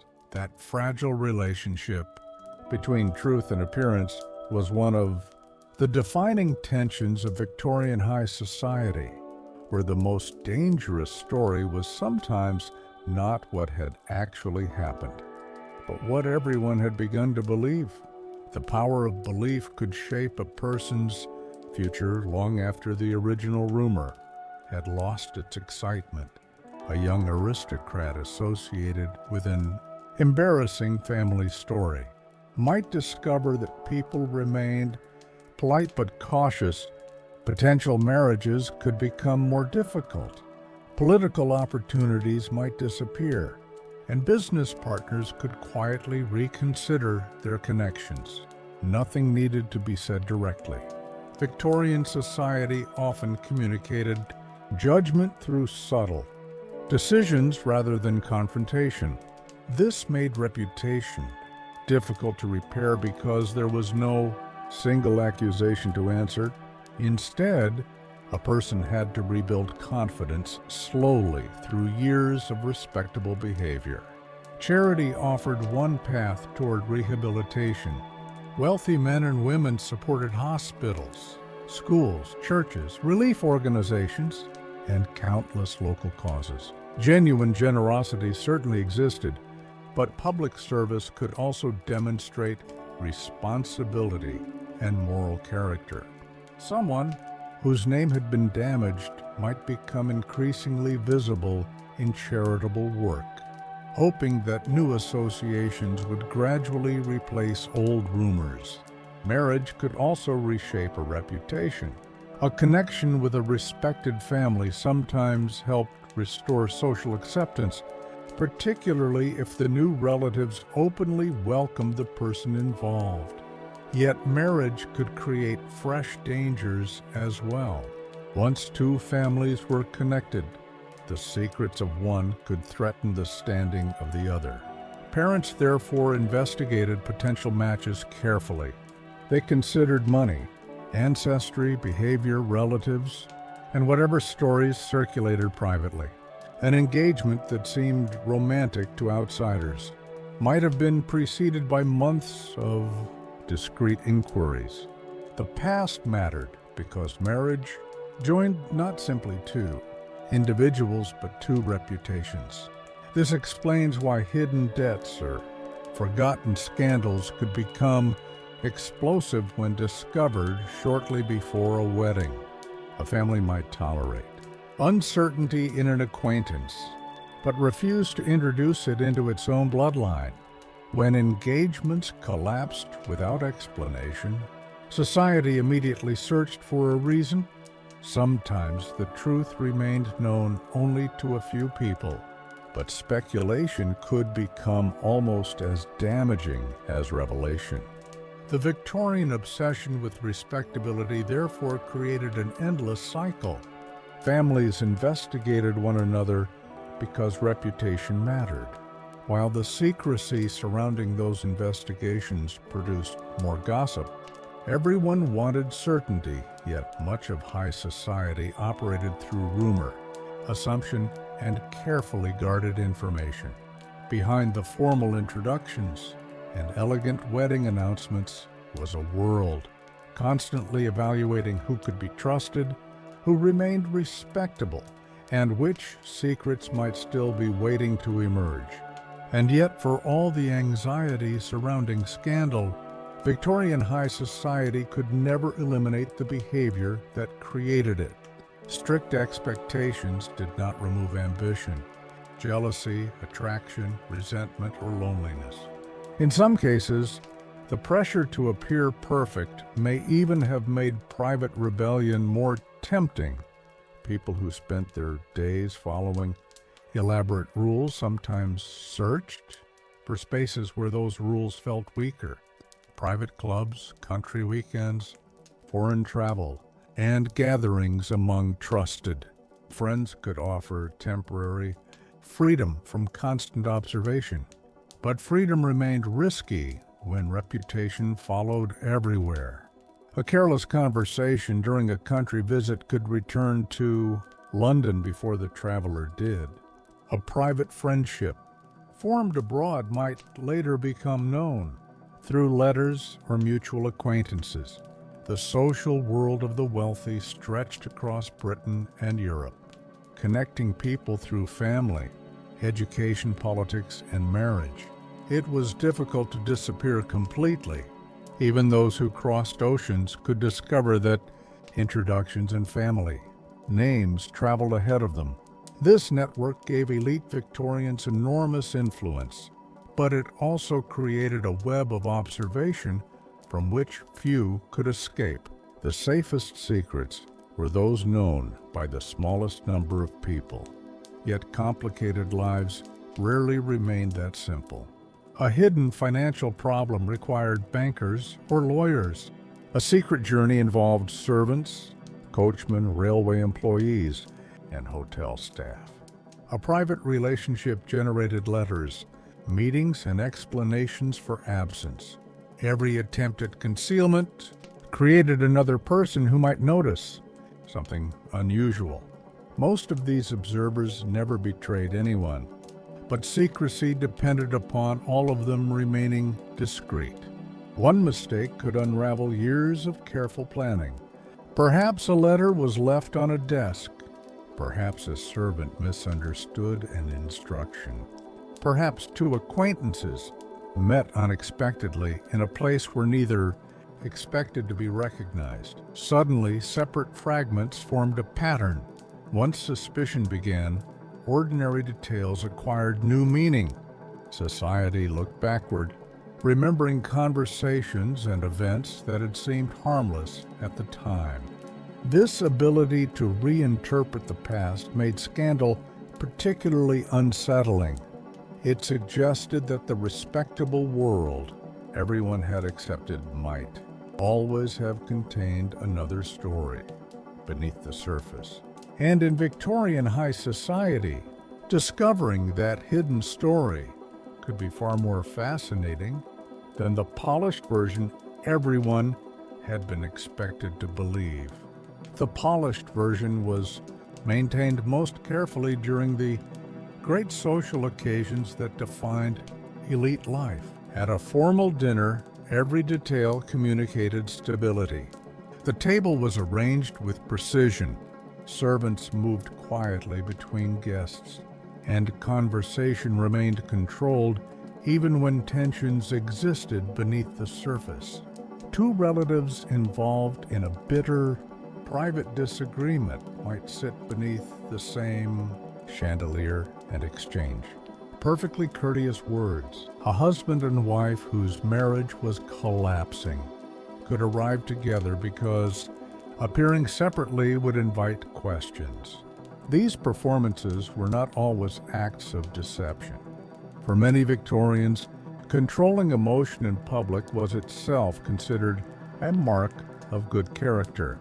Personal difficulties belonged inside the household, while society expected dignity outside it. This belief allowed families to continue functioning through periods of extraordinary tension, but it also meant that outsiders could remain unaware of serious problems until something suddenly broke the silence. When that happened, people often described themselves as shocked. The couple had seemed so happy. The family had appeared so united. The estate had looked so prosperous. Yet appearances had been designed precisely to create those impressions. Balls offered an even larger stage for this performance. Hundreds of guests gathered beneath bright lights while music, clothing, introductions, and dancing created an atmosphere of elegance. But beneath the spectacle, people observed one another carefully. Who danced repeatedly with the same person? Which mother seemed enthusiastic about a particular young man? Which engagement appeared close to announcement? Who arrived without an expected companion? Small details could generate conversations lasting for days. The morning after a major event, letters and visits carried these observations across the city. Most were harmless, but occasionally one detail connected with an older rumor and gave it new life. A glance became evidence of affection. An absence became evidence of conflict. A quiet conversation became evidence of conspiracy. The truth might be much simpler, but simplicity rarely made the most interesting story. This was the environment in which Victorian scandals grew, not only from dramatic acts, but from thousands of people constantly interpreting the behavior of those around them. High society was both audience and performer, watching itself while pretending not to watch. Every elegant gathering reinforced the rules of respectability, yet every gathering also created another opportunity for those rules to be questioned. Beneath the music and polite laughter, reputation remained present like an invisible guest, following everyone from room to room. Reputation followed Victorians beyond the ballroom and into almost every part of their daily lives. A Sunday appearance at church, an afternoon carriage ride, or a visit to a fashionable shop could become another opportunity to demonstrate that everything remained normal. When rumors surrounded a family, these ordinary activities gained unusual importance. Remaining visible suggested confidence, while disappearing could invite further questions. Yet appearing in public required extraordinary self-control. A person might know that conversations stopped when they entered a room or that strangers were discussing private matters. But Victorian etiquette demanded composure. Showing anger could create another story. Confronting gossip directly might make it seem more credible. So many responded with smiles, polite greetings, and carefully controlled silence. Behind closed doors, the atmosphere could be very different. Families debated what should be done, whom they could trust, and whether a particular friend had repeated information. Suspicion sometimes damaged relationships more deeply than the original scandal. A servant might be blamed without evidence. A relative could be accused of revealing a secret. Old disagreements returned as people searched for the source of the rumor. In some households, the effort to protect reputation created new conflicts that remained hidden from the outside world. Letters became especially important during such moments. A carefully written message could reassure an ally, explain an absence, or persuade a relative to remain silent. But every letter created a permanent object that might later be discovered. Writers therefore sometimes chose their words cautiously, avoiding explicit details even when communicating with people they trusted. Others requested that letters be destroyed after reading. Not everyone obeyed. Documents intended to disappear could remain forgotten inside desks and boxes for decades. Long after the original participants were gone, those papers might reveal how frightened, angry, or determined they had actually been. They show that beneath the formal language of Victorian respectability were people attempting to manage uncertainty in real time. They did not know whether a rumor would disappear tomorrow or destroy relationships built over generations. They could only respond to each new development and hope that society eventually turned its attention elsewhere. This uncertainty made scandal exhausting. The danger was not always a dramatic public downfall. Sometimes it was simply waking each morning wondering who knew the secret now, who would know it tomorrow, and whether the next invitation would still arrive. That uncertainty could become even more painful when the scandal involved people who had once trusted one another completely. Friendships in Victorian high society were often built over many years, connecting families through school, marriage, politics, military service, and neighboring estates. When a secret became public, those relationships were tested. Some friends remained loyal despite the gossip, continuing their visits and invitations as a quiet declaration of support. Others became cautious, worried that association with a controversial family might damage their own reputation. The change could happen almost invisibly. Letters became shorter. Visits grew less frequent. Invitations stopped arriving. A person who had once been welcomed everywhere could suddenly discover how much of their social life depended upon approval. This was especially difficult because Victorian etiquette discouraged open confrontation. Someone rarely announced that a friendship was ending because of scandal. Instead, distance appeared gradually, hidden behind excuses about travel, illness, family obligations, or busy schedules. Everyone understood what was happening, yet nobody needed to say it aloud. For those who remained loyal, however, friendship could become an important form of protection. A respected hostess who continued inviting a controversial guest sent a powerful message to others. If several influential households did the same, the person might avoid complete exclusion. Social acceptance was therefore negotiated through hundreds of small decisions made behind private doors. Who would receive an invitation? Who would be seated beside whom? Whose name could be mentioned comfortably at dinner? These details helped to determine whether a scandal faded or continued to grow. Families understood this and sometimes worked quietly to rebuild connections.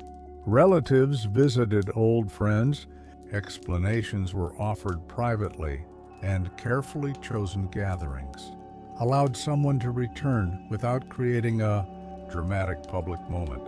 Recovery could take months or years, but Victorian society often preferred gradual restoration to open forgiveness. Eventually, a controversial name might begin appearing again on guest lists. Conversations became easier. The whispers grew quieter. Yet the experience was rarely forgotten by those who had endured it. They had seen how quickly admiration could disappear and how fragile even long friendships could become under social pressure. Behind the elegance of Victorian high society was this constant awareness that belonging was never entirely guaranteed. A reputation built over a lifetime could depend on the judgment of people smiling politely across a dinner table, and sometimes the most frightening sign of scandal was not what people said, but the sudden silence of those who once had so much to say. Beyond friendship, scandal could reshape the future of an entire household. Families planned years ahead, especially when property, inheritance, and marriage were involved. A damaged reputation could disrupt those plans in ways that were difficult to predict. A promising engagement might disappear. A political appointment could become less likely. A business connection might quietly weaken. Even younger children, still far from adulthood, could eventually inherit the consequences of events they barely understood. This made family elders especially determined to contain controversy before it spread. Meetings were held in libraries and private studies, away from servants whenever possible. Letters were collected, explanations compared, and relatives debated what version of events should be presented to the outside world. Sometimes they agreed quickly. At other times, the family itself divided. One relative wanted complete honesty, another demanded silence, while someone else believed the problem would disappear if everyone simply waited. These disagreements could become almost as dangerous as the original secret. A frustrated family member might speak carelessly or refuse to cooperate with the carefully prepared story. Inheritance disputes were particularly capable of turning private tension into public conflict. When money and property were involved, loyalty could weaken quickly. A will that favored one child over another might reopen arguments that had been hidden for decades. Questions about promises, debts, marriages, and family relationships could suddenly become important. If lawyers and courts became involved, documents once considered private might enter official records.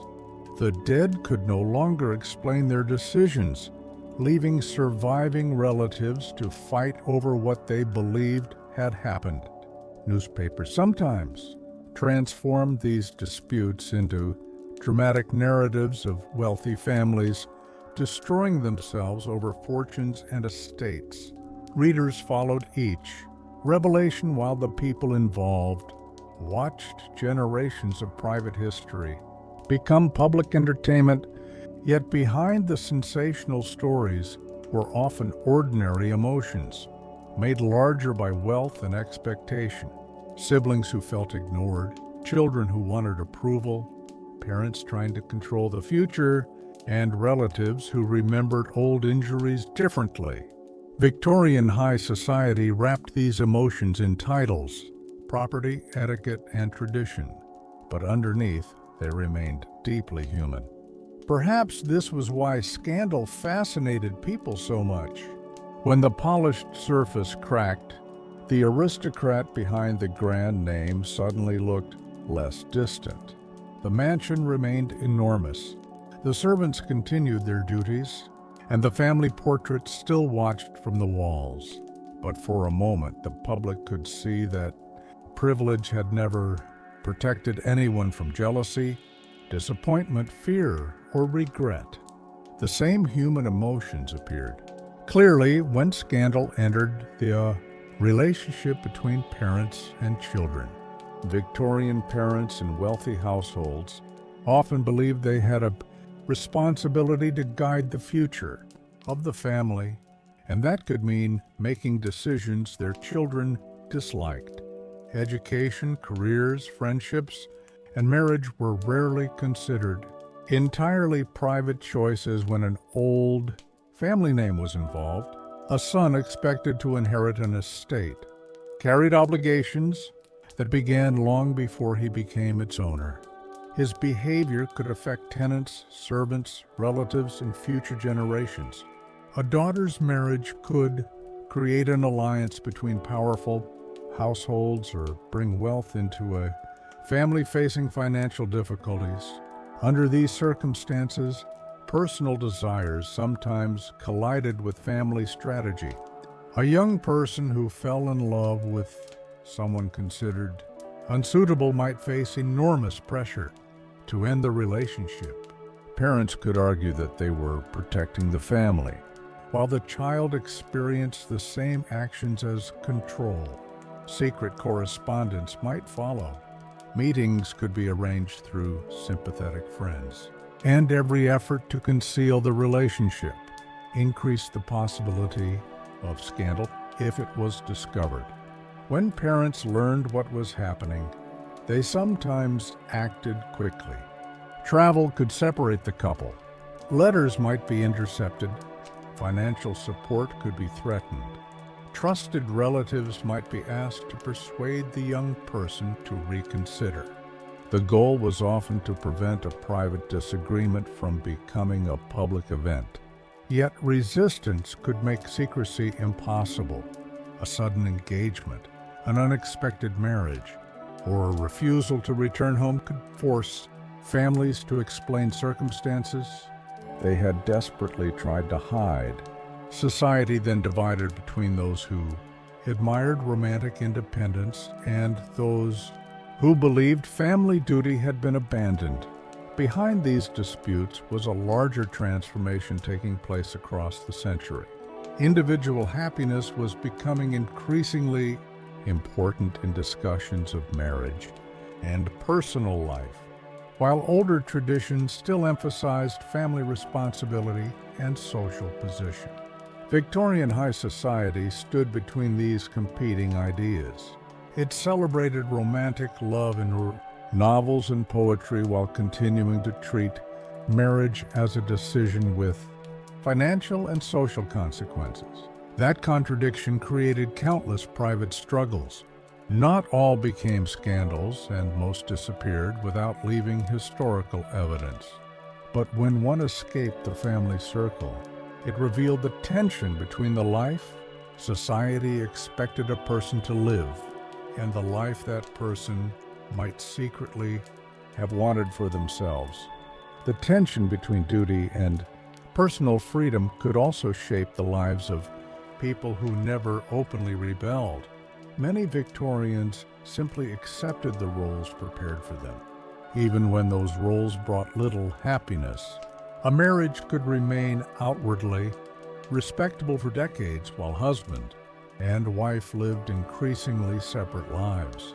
They might occupy different rooms, travel independently, or communicate mainly about children and household matters. As long as both maintained appearances, society could continue treating the marriage as successful. Problems became dangerous when one person refused to preserve that arrangement. Separation raised questions, and questions invited gossip.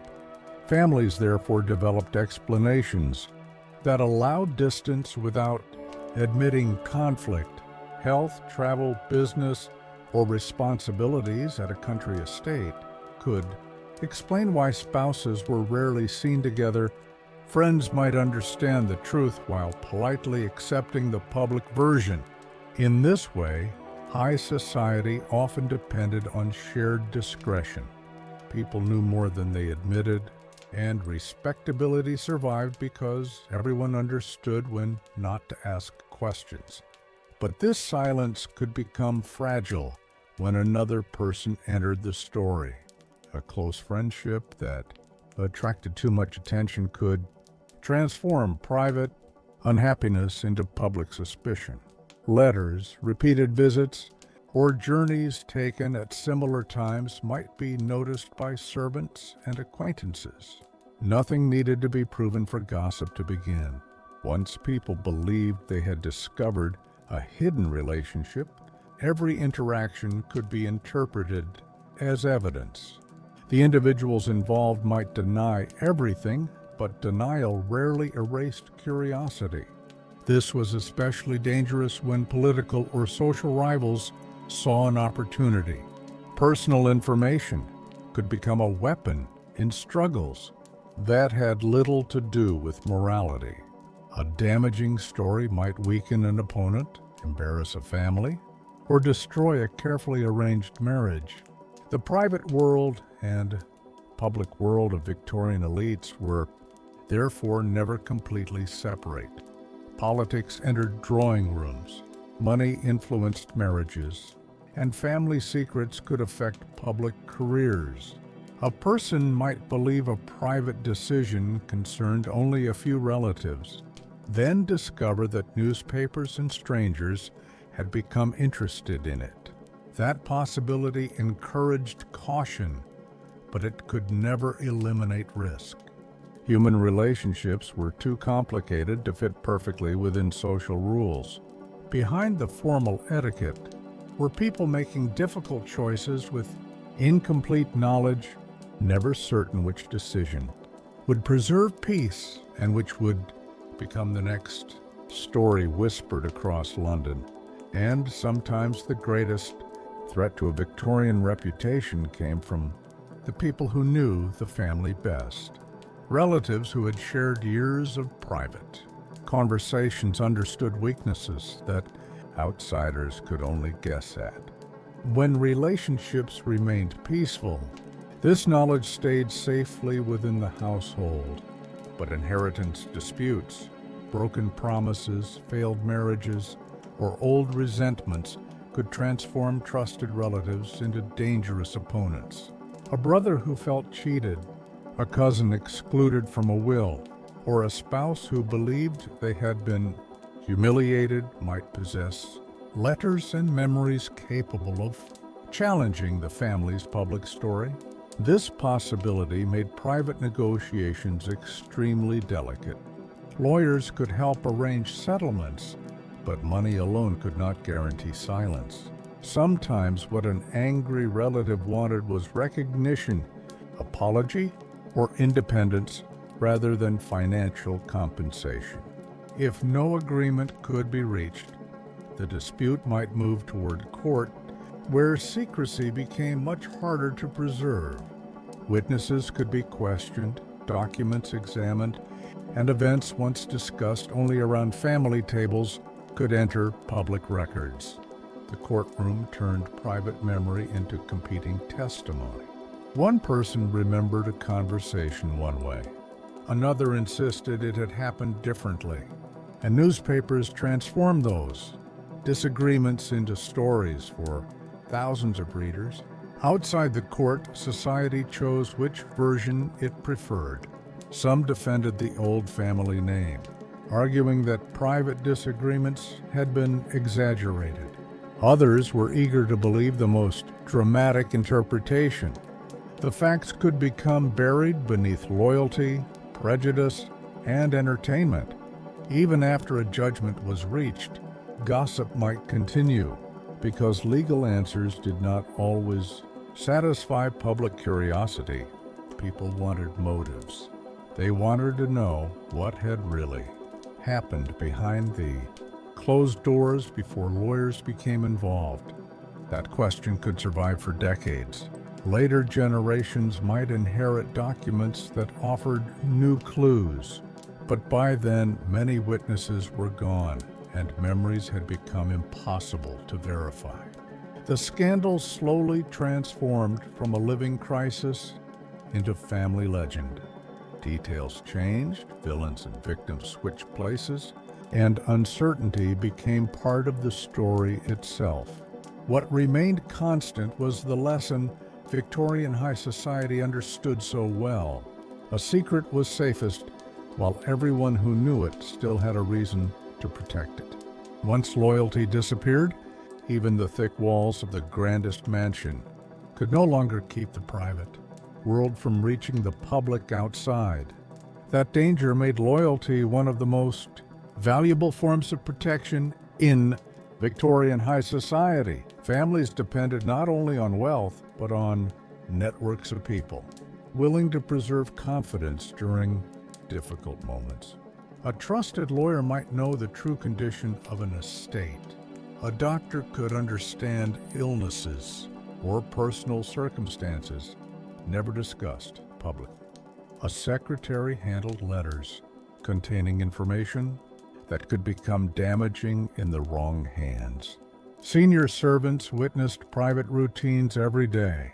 Each relationship required trust because the household's reputation rested partly on the discretion of those surrounding it. Good servants were therefore valued for far more than practical skill. A housekeeper who had served one family for decades might know almost every important event that had occurred behind its doors.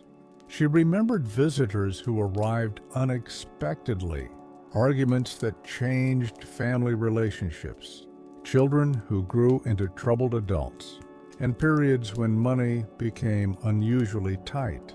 A butler could recognize political allies, creditors, distant relatives, and guests whose presence was never meant to attract attention.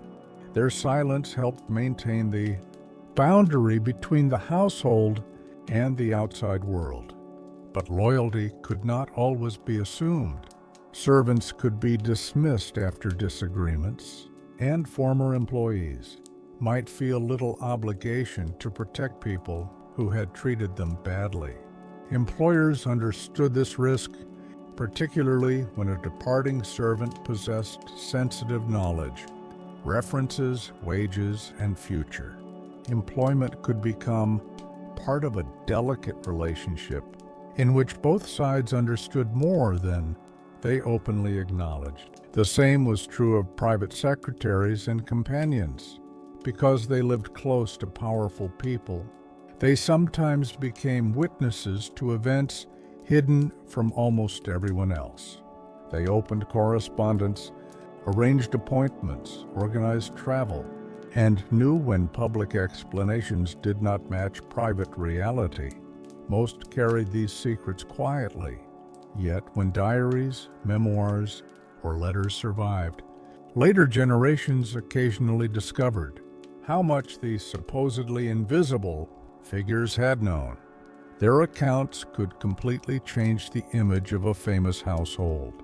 A politician remembered publicly as confident might have spent months fearing financial ruin. A celebrated marriage might have been held together through constant negotiation. A family praised for unity could have been divided by resentments that lasted decades. Victorian respectability was therefore never created by one person alone. It was a collective performance supported by relatives, friends, professionals, and servants who understood when to speak and when silence was expected. As long as that circle remained loyal, even serious problems might stay hidden. But when one link broke, a private truth could begin a journey from the servants corridor to the drawing room, from the drawing room to the newspaper, and finally into history. And so, as the Victorian age slowly faded into history, the world of grand houses, formal dinners, whispered conversations, and carefully guarded reputations began to change. Queen Victoria's long reign ended in 1901, but the stories hidden behind the elegance of her era did not disappear with it. Letters remained inside forgotten drawers, diaries rested on dusty shelves, and family secrets survived in memories passed quietly from one generation to another. Some scandals became famous, discussed by historians long after everyone involved had died. Others vanished almost completely, leaving only a mysterious absence in a family record or a few unexplained lines in an old newspaper. Yet together they reveal something that magnificent portraits and photographs could never fully show. Victorian high society was not a perfect world, inhabited by perfectly disciplined people. Behind the expensive clothes, enormous estates, polished silver, and elaborate manners were human beings dealing with love, ambition, jealousy, money, disappointment, and fear. They worried about what others thought of them. They protected people they loved, concealed mistakes, made difficult compromises, and sometimes risked everything to escape expectations that felt impossible to endure. Reputation could open the doors of palaces and drawing rooms, but maintaining it often required silence. Perhaps that is why these scandals remain fascinating more than a century later. They allow us to look beyond the carefully constructed image of Victorian respectability and glimpse the complicated lives underneath. Imagine one final evening in a great London house. The candles burn low as the last guests leave. Carriages disappear into the dark streets. Servants quietly clear the tables, and the music has stopped. Upstairs, family portraits remain perfectly still upon the walls, preserving generations of dignity. But somewhere inside a locked desk rests a letter nobody must read. Somewhere in the house, someone remembers a conversation that could change everything. Tomorrow the doors will open again. The family will dress beautifully. Visitors will arrive and polite smiles will return. To the outside world, nothing will appear different. And perhaps that was the greatest secret of Victorian high society. Behind every perfect appearance was a private story the world was never supposed to know. Tonight, those distant voices can finally become quiet again. The ballrooms are empty, the newspapers have yellowed, and the whispers that once shocked London have faded into history. Good night, and thank you for traveling with me through the hidden world of Victorian England.